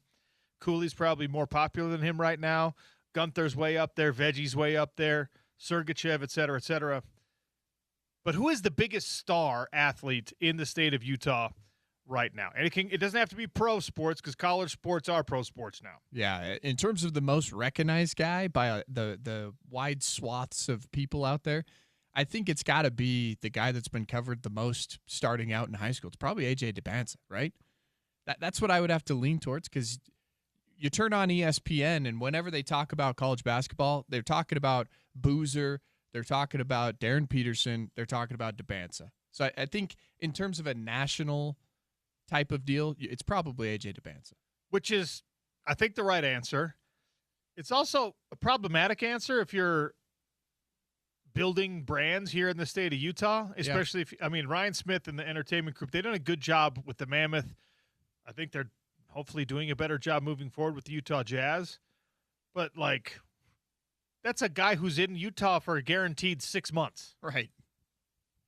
If that's the biggest star we have in the state, and look, there's been times that a college football player was the biggest in the state. You could make a case for Bear Bachmeier. You could make a case for Devin Dampier. But I think A.J. DeBanza he's the right answer. And I'm like, is that a good – it doesn't feel like a good thing. There's nothing you can do about it right now. But I think you're right on that. And it's a strange place to be. If he was a Jimmer Fredette, a multiple season, we know this guy and we know his story and all that stuff. We know AJ's story. But he's a one and done. And if the Jazz don't get to draft him and he's gone, then the answer is – at that time, because of the timing of it, probably whichever of the in-state quarterbacks has a better season. Yeah, I would agree with that. I think that's why college basketball as a whole has such a big problem right now in terms of TV ratings. Nobody wants to watch the regular season because there's not a lot of stars in college basketball that stick around for multiple years. That's the key to this whole argument. Stick around for multiple years because they all just are one and dones. They go to the NBA, and then you have them in the NBA. And when your NBA team here locally doesn't have any quote-unquote stars, it's a little bit of an issue. And it begs the question as a fan whether you're rooting for wins and results or you're rooting for stars. I mean, RSL's got a couple of dudes who are really good. They're really fun to watch. Yeah. Diego the Moon Luna. Man. But until you have real results, and the same is true with the hockey guys right now, I think a couple of them have a chance to emerge if you can win a playoff series. And definitely. Dare I not dream to talk about a Stanley Cup. Another thing I wanted to touch on, mostly because James was underwhelming in his response to it. The dirty sodas, man. Alternate branding for the Salt Lake Bees, who I still wish were right here downtown. Yeah. But now that they're out in Daybreak, the dirty sodas. What do you think? As I understand it, you're a big fan of this. Yes. With so many good opportunities to go a different direction, I think this is just a terrible decision all around. Just awful. Okay. So many ways. Host of the Stick in the Mud show over on ESPN 960. What is your problem? Dirty sodas, man. We are now known for this. We could be. No, I don't know if this is something we want to be known for, and that's why what do you want I'm to be saying, known for instead? Well, let's come up with something a little bit better than the dirty sodas. You want to lean into the skiing industry one more time? When you have a minor league affiliate that is the Rocket City Trash Pandas, like you have to come up with something better than the dirty sodas. But that's exactly why your you do AA affiliate is the Rocket City Trash Pandas for the Salt Lake Bees. You can come up with something better than the dirty sodas. No, it's so incredibly unique. Nobody else can claim it. Nobody else even knows what it means. That's half the problem. I mean, minor league baseball has some really. There's like the Yard Poodles. There's a bunch. There's some good ones. There's some really, really good ones, and they do the Spanish language one, the Copa de Diversión. They do like. This is perfect. And you guys are not being cool about it, and I don't like it one bit. I'm not in. You can count me out on the dirty sodas. I'm going to get you a Dirty Sodas t-shirt, and I'm going to act real offended if you don't wear it. All right. He still won't wear it. Same goes for you, James. I'm going to get you the game-worn jersey signed by every Salt Lake Bees dirty soda player. If I try to auction that off, do I just get a dirty Dr. Pepper or something? Is that all I get? Is this just a ploy to get us to drive an hour out to the new stadium to watch some baseball games? Well, the problem is there's like 1,600 dirty soda shops between where we're sitting right now and the actual Dirty Sodas game on a Wednesday night. So if you're only in it for the dirty sodas, you don't have to go all the way out there to Yeah, that's a good point. You save a lot of gas that way. I'm really disappointed in everyone's reaction to this. I'm gonna have to put it up on a Twitter poll. All right, let's get into this UVU lawsuit. All right, so lay it out for those who are not 100% versed, and I might be among those who are not 100% versed. But there's a lot going on here. So this all stemmed from an issue of Utah Valley deciding to leave the Western Athletic Conference to go to the Big West Conference effective July 1st, 2026. So they're fighting over exit fees. The Western Athletic Conference says Utah Valley University owes us $1 million for an exit fee. UVU said, yep, sorry, we're not paying that.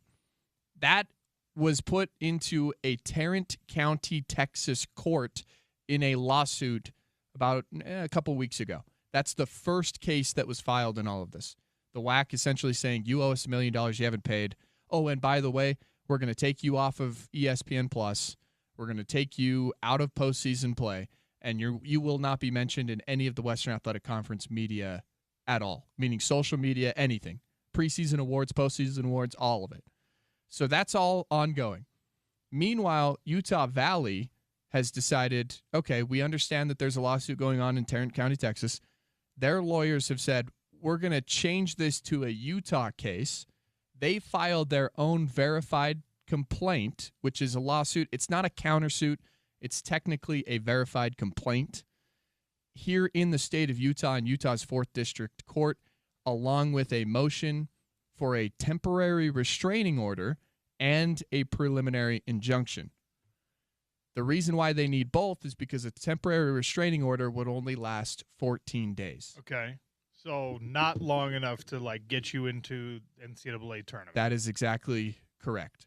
The reason they wanted to get in front of a judge yesterday, which is what they were able to do here in Utah, is because the indoor track and field championships are coming up this weekend, and they need to submit those names by yesterday in order for them to be eligible.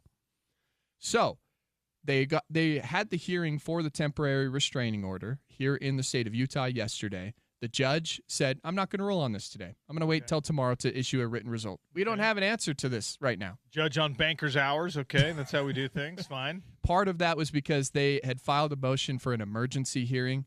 All of this information was submitted to the court on the 19th. They asked to get in front of a judge by the 23rd. That's a fast turnaround. So she needs time to go through all of this and whatnot. So in order to get the temporary restraining order, there's certain things that Utah Valley has to prove.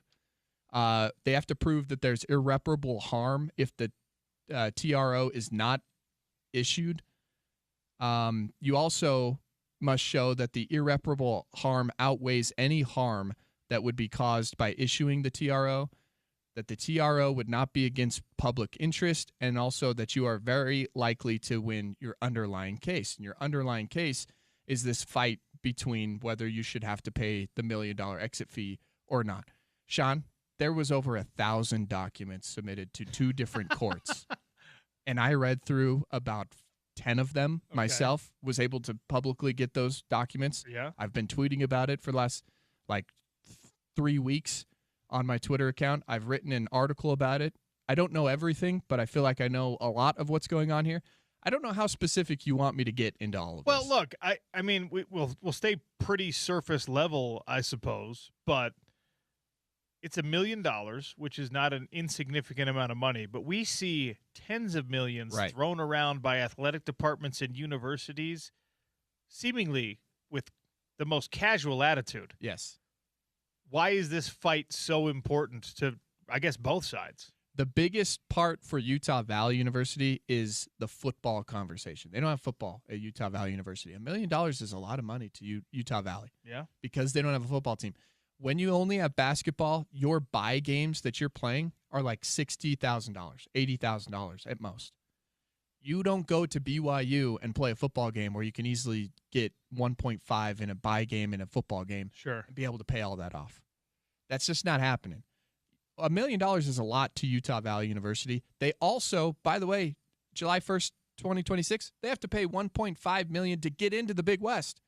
This money's just not growing on trees anyway. So they're saying there's a whole lot to this, but they're saying, listen, not only did the WAC, this is their claim, allegedly not pay them their due at the beginning of the school academic year, which is the conference payouts of $1.3 million plus. They didn't get those payouts. So they're being starved of that money. They're also saying, we're not paying you the $1 million exit fee. So the WAC is saying, you're exiting. We don't like that you're exiting. We're going to charge you an exit fee.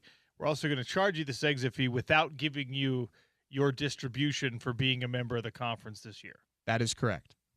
Now, it goes deeper because in 2024, when all of the WAC was falling apart because of conference realignment, there was a letter signed by the remaining institutions. There's about 7 institutions. 8 people signed that document saying that if you stick around for 2 years in the Western Athletic Conference until 2026, which is what UVU claims that they're doing because they're not leaving until July 1st, that they will not only get their share of a payment of $5.6 million that should be split to all the remaining conference members, they should have a orderly planned exit with reduced fees. Because that document that was signed is at the basis of this fight where it was, quote unquote, an amendment to the conference bylaws that kept all of those members together. And there's a lot of shenanigans that happened behind the scenes to vote to rescind that letter after Utah Valley got an offer to the Big West Conference. That's really interesting. It feels, and I think this is one of Utah Valley's assertions, it feels like they're not being treated the same way as other teams exiting the conference have been treated. There is a little bit of that, too. This gets into the real weeds of all of this. The Western Athletic Conference has created a consortium with the Atlantic Sun Conference, the ASUN, which is now the United Athletic Conference, or the consortium. Utah Valley claims that there was a conspiracy behind the scenes to create that consortium and push the Utah schools out. And the reason why UVU's getting targeted by this, but Utah Tech and Southern Utah are really quiet about it, and in fact haven't been talked about at all. Why are they not having to pay buyout fees? What's going on there? Did they receive payments from the conference? They're still on TV, Sean. Their games are still being shown on TV. So as far as we know, they're not being punished at all. Exactly. For leaving the same conference that Utah Valley is leaving. Yes, they are headed to the Big Sky on the same day that Utah Valley is headed to the Big West. That's what all of this is about, and there's a lot of back and forth. I think all of this has come down to pettiness, Sean. Is it because the WAC views the Big West as a competitor but views the Big Sky as beneath them? I don't know the motives behind all of this. I don't know I'm not 100% sure why they would say, hey, Utah Tech, SUU, if you guys just go away, we won't have a problem. But Utah Valley, I think they feel like, similar to the Pac-12's dissolvement, where people blame USC and UCLA, similar to that, I think there's a desire to blame somebody for the WAC falling apart. And I think they want UVU to be the team that falls on that sword? Yes. They want to blame, it seems, allegedly, UVU, and that's what UVU is claiming in this lawsuit against the WAC. Odd. Very strange. And it's a bunch of adults that are in the room going at each other, where at the forefront of all of this, the kids who have an opportunity, the best opportunity since Grand Canyon left the league, to make the NCAA tournament for the very first time. Not just the basketball team, but also you've got the indoor track and field championships coming up this weekend. You've got, who, by the way, potential Olympians that are on that team that aren't going to be able to be in the NCAA regionals. You've got baseball, who made a regional last year and beat Oregon, who got every great player in the transfer portal and is even better this year. There's a lot of people that are involved in this that, behind the scenes are affected by this.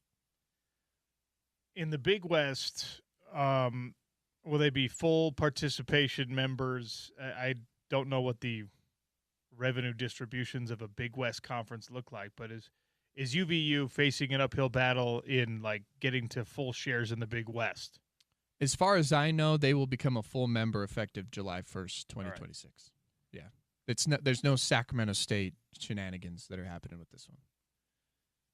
I don't know if you know. If you wonder what he's referencing there, Sacramento State has decided that they're going to buy their way into Division I football and forego their TV money, just like SMU did in the ACC. They're paying $18 million and saying you don't have to pay us anything. Yes.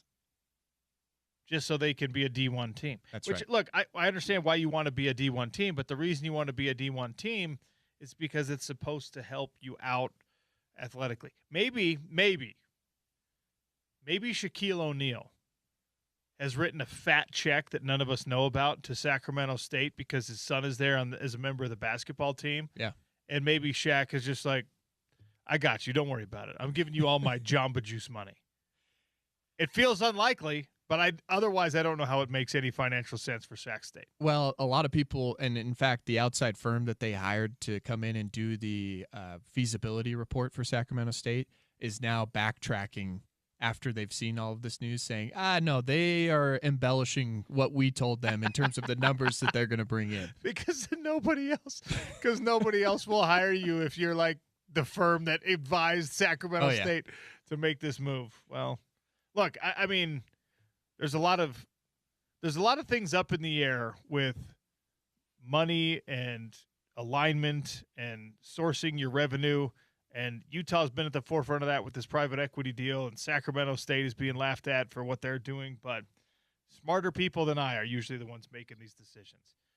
So how likely is it that indoor track and field, basketball, the teams that are more immediately affected by a decision-making process or the lack of a decision being made, how likely is it that they're going to be left in the lurch? All right, to be completely transparent and open, this is the first time I've ever been to court, so I don't have a lot of experience. That's probably not true, by the way. Right. As far as everybody in this room knows. He has to say that because he's got family members listening right now. No, I signed an NDA. But this is a career criminal sitting across the desk from me. Okay, so as far as I know, and maybe it's because Utah Valley has the burden of proof to prove their case in this because they're the ones that filed the motion for a temporary restraining order. As far as I know, in that hearing yesterday, it seemed like the Western Athletic Conference lawyers were making better points. Now, they only had 30 minutes each to really share their points, and like I said, thousands of documents that were submitted to support their cases afterwards. There's going to be things that are missed in your arguments.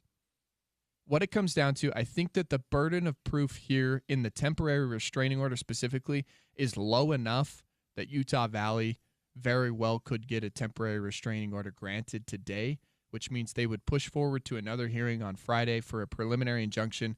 That one is a higher burden of proof because it's more of a concrete ruling, like more of a long-term, hey, this is going to be in place until the litigation gets figured out.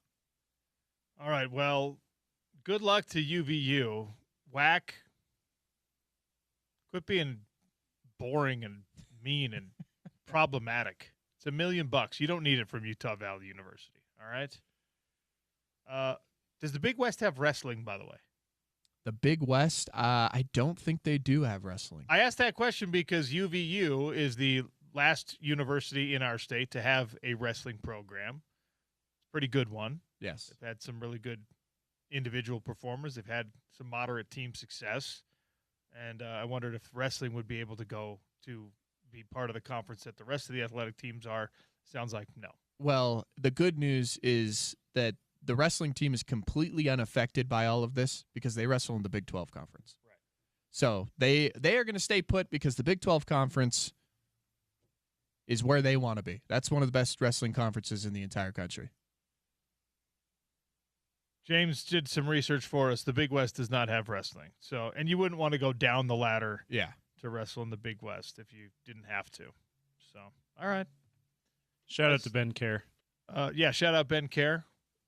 Go see the movie. Yeah. And by the way, UVU Wrestling just hosted Nebraska. There was over 6,000 people that showed up in the UCCU Center. It's a big time deal down there. That's pretty awesome. I put out a poll, by the way. Are you in or out on the Salt Lake Bees Dirty Soda alternate branding? So far, we're just starting this thing out. Less than 50 votes so far, but 64.5% are also ne'er-do-wells who don't enjoy fun like yourselves. 64.5% of you are out on Dirty Soda alternate branding. Shout out to everybody out there. I'm blown away by this.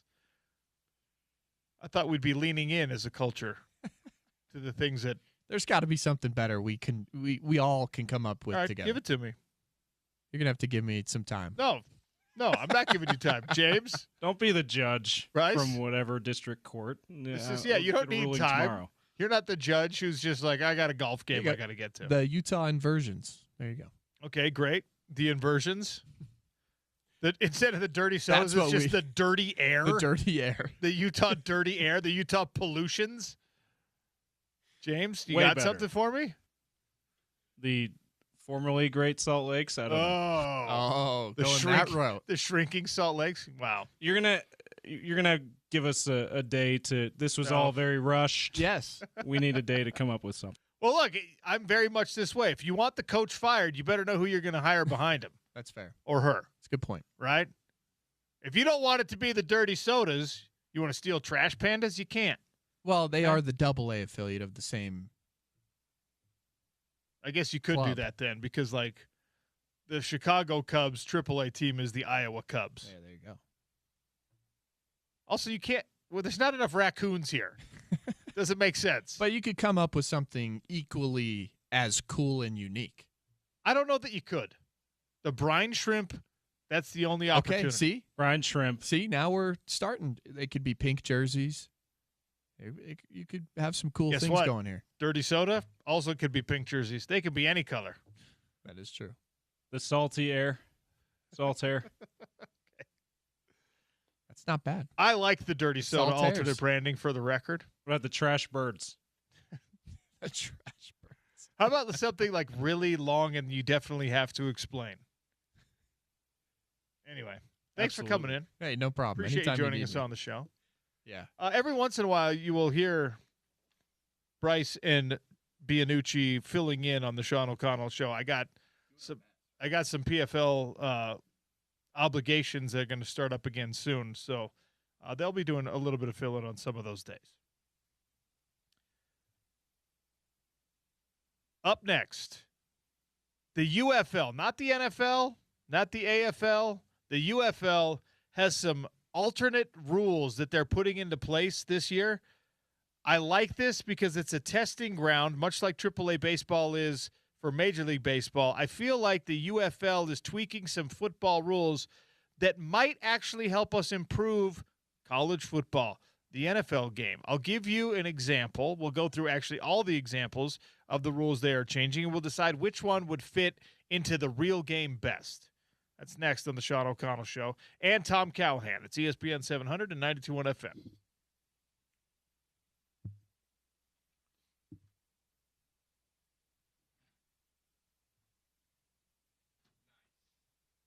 Well done.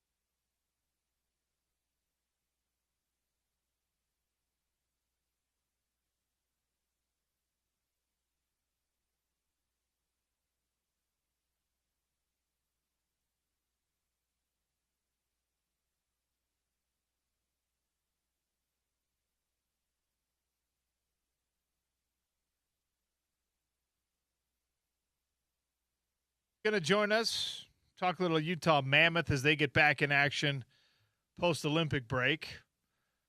How about these rule changes that the UFL is bringing about? If you kick a field goal from 60-plus yards out, it's worth 4 points.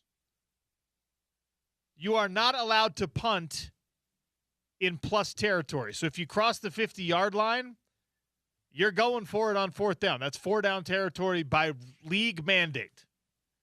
You are no longer allowed to punt if you're inside the 50-yard line.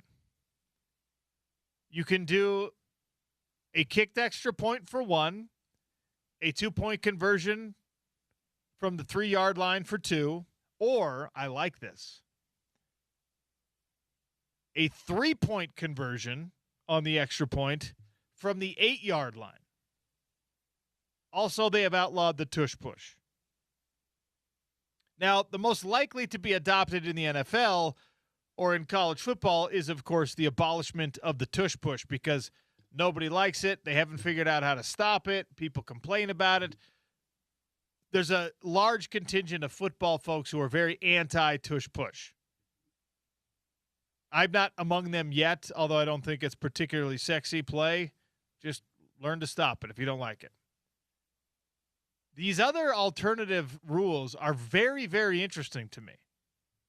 And again, it's going to take years and a lot of examination and a lot of study before you make any changes in the NFL. But we have seen that the league has been pretty open to improving their game, like the kickoff thing. Whether you think it's an improvement or not, they found a new way to conduct the kickoff at the beginning of a possession, after a touchdown, after a field goal. The kickoff had been largely unchanged and unaffected for decades and decades and decades, and then they were like, you know what, let me figure out a way to try and make this something that's more appealing to fans, that's safer for players, that's a Venn diagram that encapsulates both of those things, captures at least a portion of both.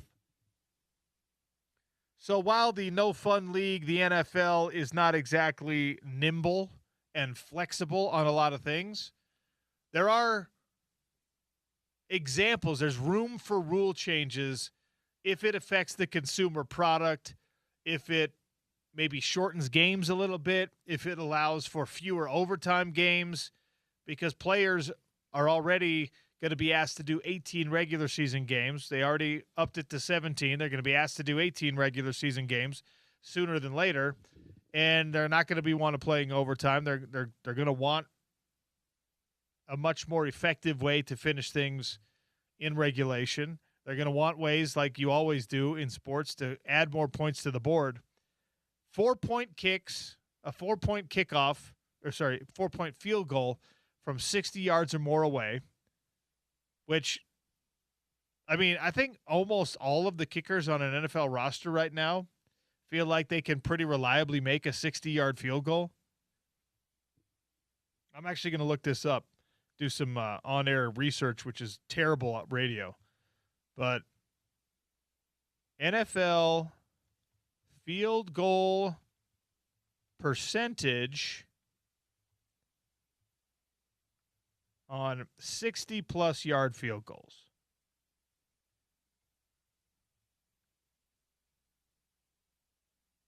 In the 2025 NFL season, kickers made 12 of 22 field goal attempts from 60-plus yards.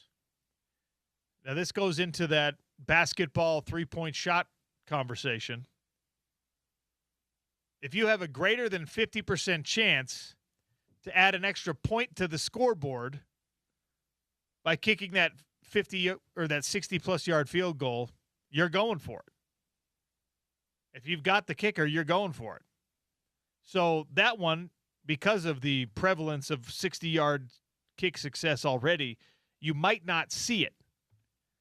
You might see the league be resistant to actually adding it because they're like, no, 60-yard field goals are pretty routine for our kickers.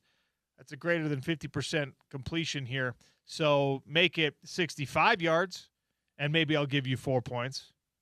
No punting inside the 50 is phenomenal. 4-down territory across midfield, regardless of the time left on the clock, makes that middle section of the field massively compelling. Because if you're not allowed to punt on 4th and 9 from the 49-yard line, or you're going to turn that ball over, suddenly things get really, really interesting. I like this from the UFL. A 3-point extra point conversion from the 8-yard line. You run a play from the 8-yard line just forces people to be better at their bag and have a better playbook for red zone opportunities, especially short red zone opportunities. You might see, if we want to get kicking out of football altogether, this might be the best rule to adopt. If you really don't like the fact that you will see a bunch of 300-pound monsters smashing each other for 60 minutes trying to decide a game, and to steal a quote, I think this is from the Dan Patrick show the other day, you don't want the deciding factor to be the 175-pound guy that's flexible in an NFL football game? Fine. Make a 3-point extra point conversion. It's a play from the 8-yard line. A 2-point conversion still from the 3-yard line, or you could kick that extra point. I can only imagine the emphasis this puts on offensive innovation on short fields, red zone and in fields, if you can get an extra 3 points instead of an extra 1 point on your point after touchdown. The UFL has done a lot of things where I'm just like, guys, come on. We've seen this tried 100 times before. Why are you doing this? But these rule changes, I think, are potential innovations that might affect mainstream football, might affect college football, might affect NFL football. Not now, not soon, but eventually. So I like the decision-making. I like the experimentation. I like that they do this in leagues like the UFL, and they've done this in AAA baseball.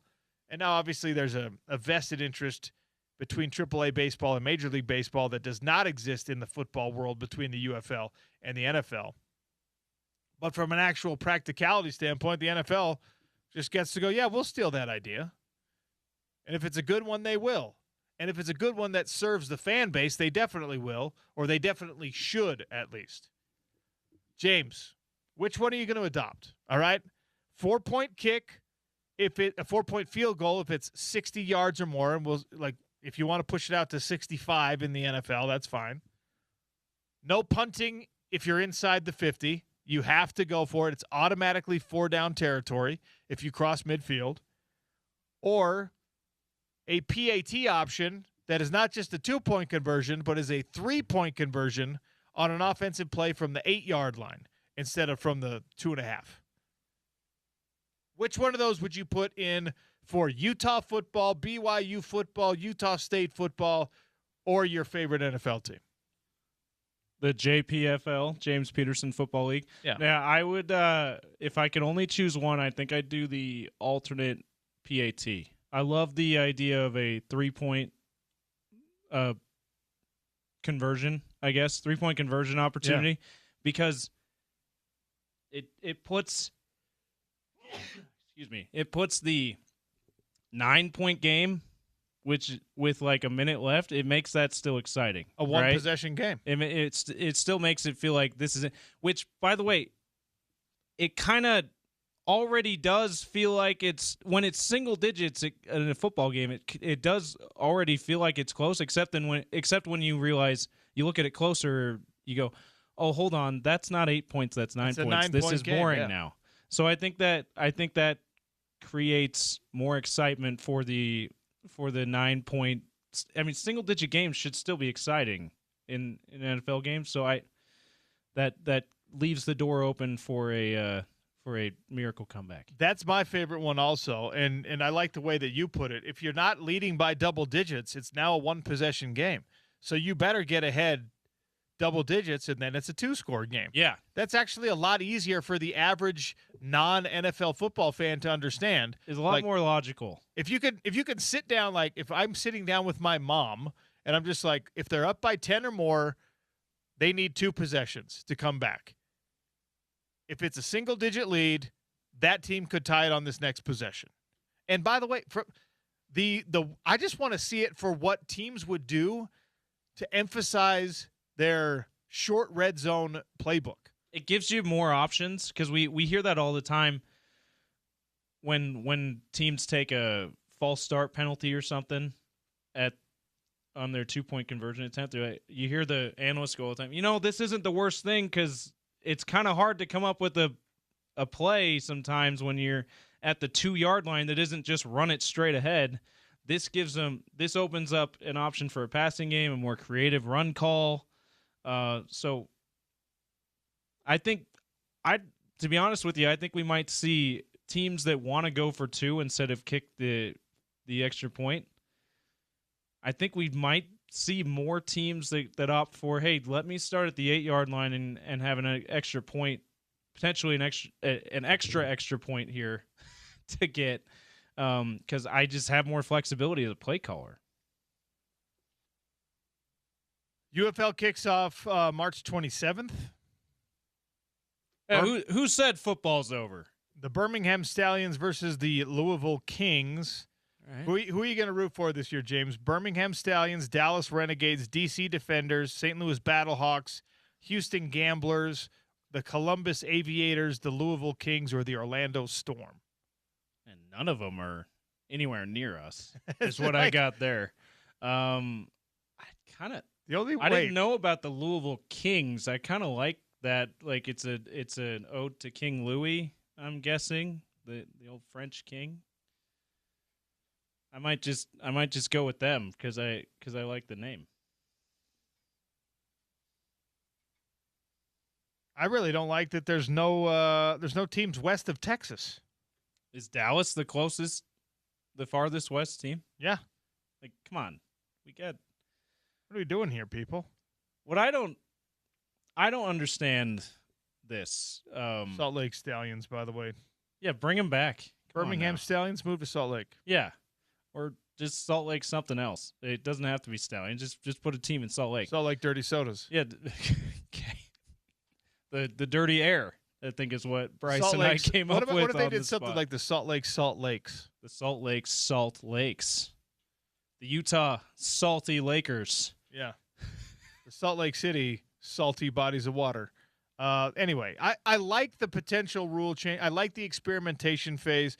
You might not even realize that some of what you're seeing in Major League Baseball was tested out first in minor league baseball and AAA baseball at a Bees game, and then they put it into Major League Baseball. Yeah, that's what the spring leagues should be, and I'm glad that the main spring league, UFL, now has become that for the NFL. That's what the G League, I think, is for the NBA, and certainly should be for the NBA. They use the All-Star. They use All-Star Weekend as a testing ground too, in a lot of ways. But baseball has been doing it a long time. I don't know for sure, but I'm guessing that the lower levels of hockey is the same way for the NHL. Honestly, in your world, the MMA world, UFC ought to be like, hey, PFL, you wanna be our test league or something? How would you feel about that? Is that something that translates to MMA? Combat sports? It does in a lot of ways. I think that for the PFL, you don't want to be the AAA version because you're paying fighters too much money to be that. But if you're named the test league, you're never going. PFL should and probably does have aspirations that we can get to the level of UFC, right? Yeah, if you're named that, you're automatically saying we're not going to be that. Yeah, I suppose. Sign-ups are open, by the way, for our $1 Million Bracket Challenge, ESPN700sports.com to get ready for the madness. Brought to you by Big Willie's, Game Day Men's Health, Intermountain Bobcat, Budweiser, International Sportsman's Expo, and the Utah RV Super Show. Little crosstalk with Spence next. It's the Sean O'Connell Show on ESPN 700 and 92.1 FM.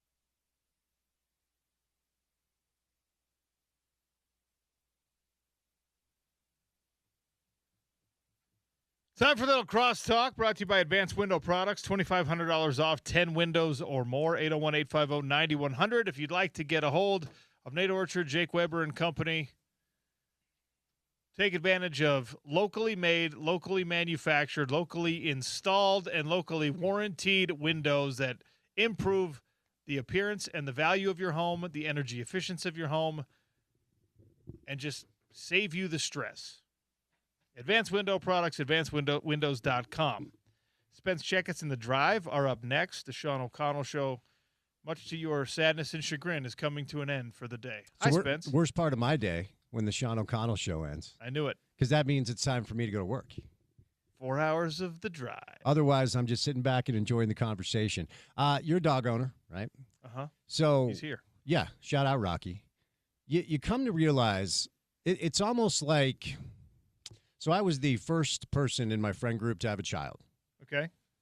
Got started rather young. How old were you when your son was born? I was 22 years old. Okay, that's young. Yeah, it is young. Well, I mean, around here, it's like, what took you so long? But in most... No, around here, it's just kind of on par. Yeah. Okay. And so I had certain friends, like if Connor wasn't sleeping well or, if something was going on with Connor, I would have certain friends be like, well, you should try that. I'm like, shut up.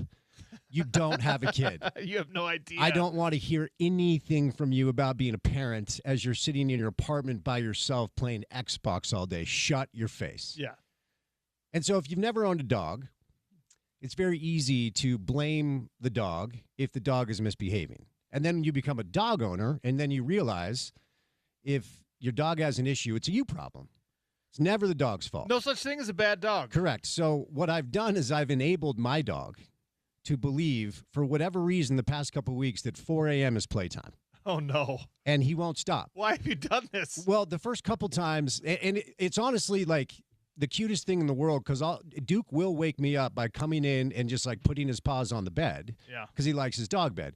But he usually does that at 7:30 or 8 o'clock when it's time to wake up. Yeah. A couple of weeks ago, he legitimately got sick because I changed his food on my vet's advice.